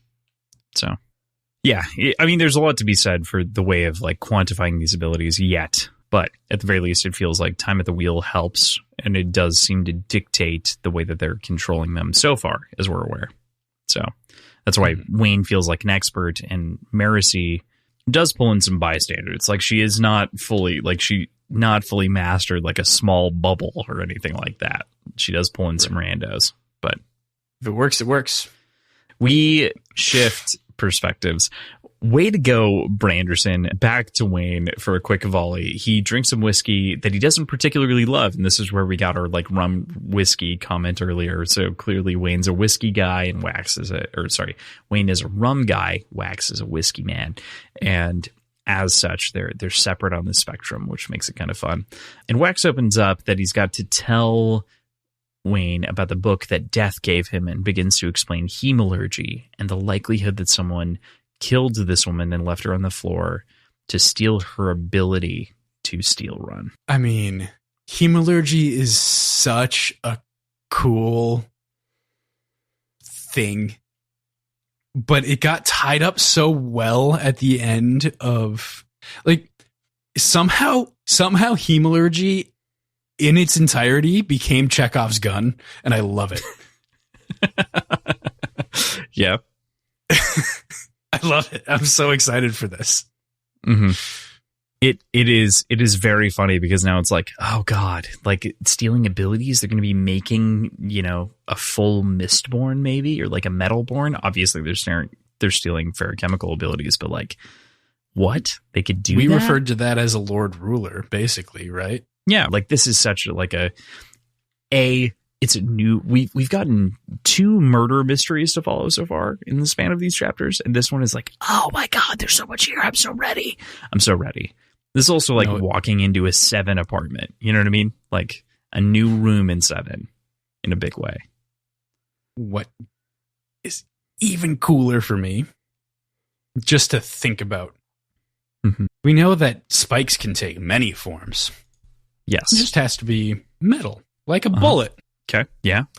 I don't know. Gunslinger hemalurgist. It's pretty sweet.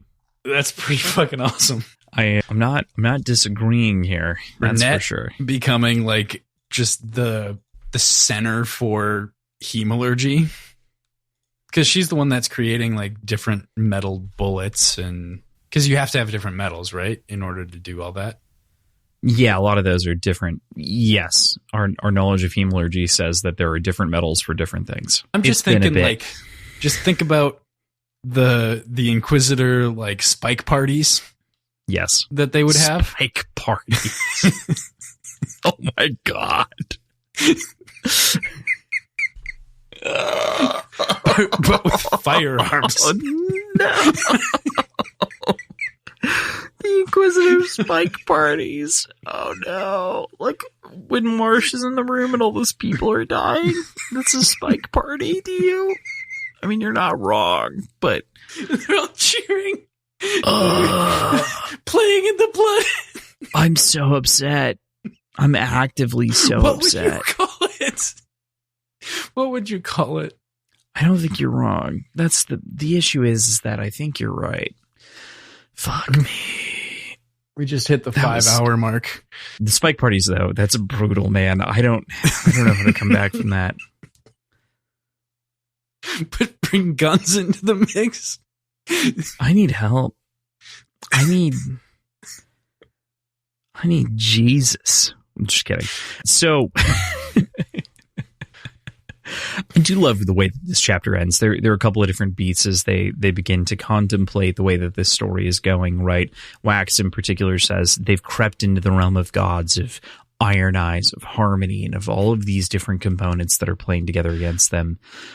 And there's just this wonderful note to end the week on, which is also why I chose this chapter, which is that someone else moves us, lawmen, are the words that we end our week on. They're the same words that Bloody Tan whispered to him before Lessie's death all those years ago.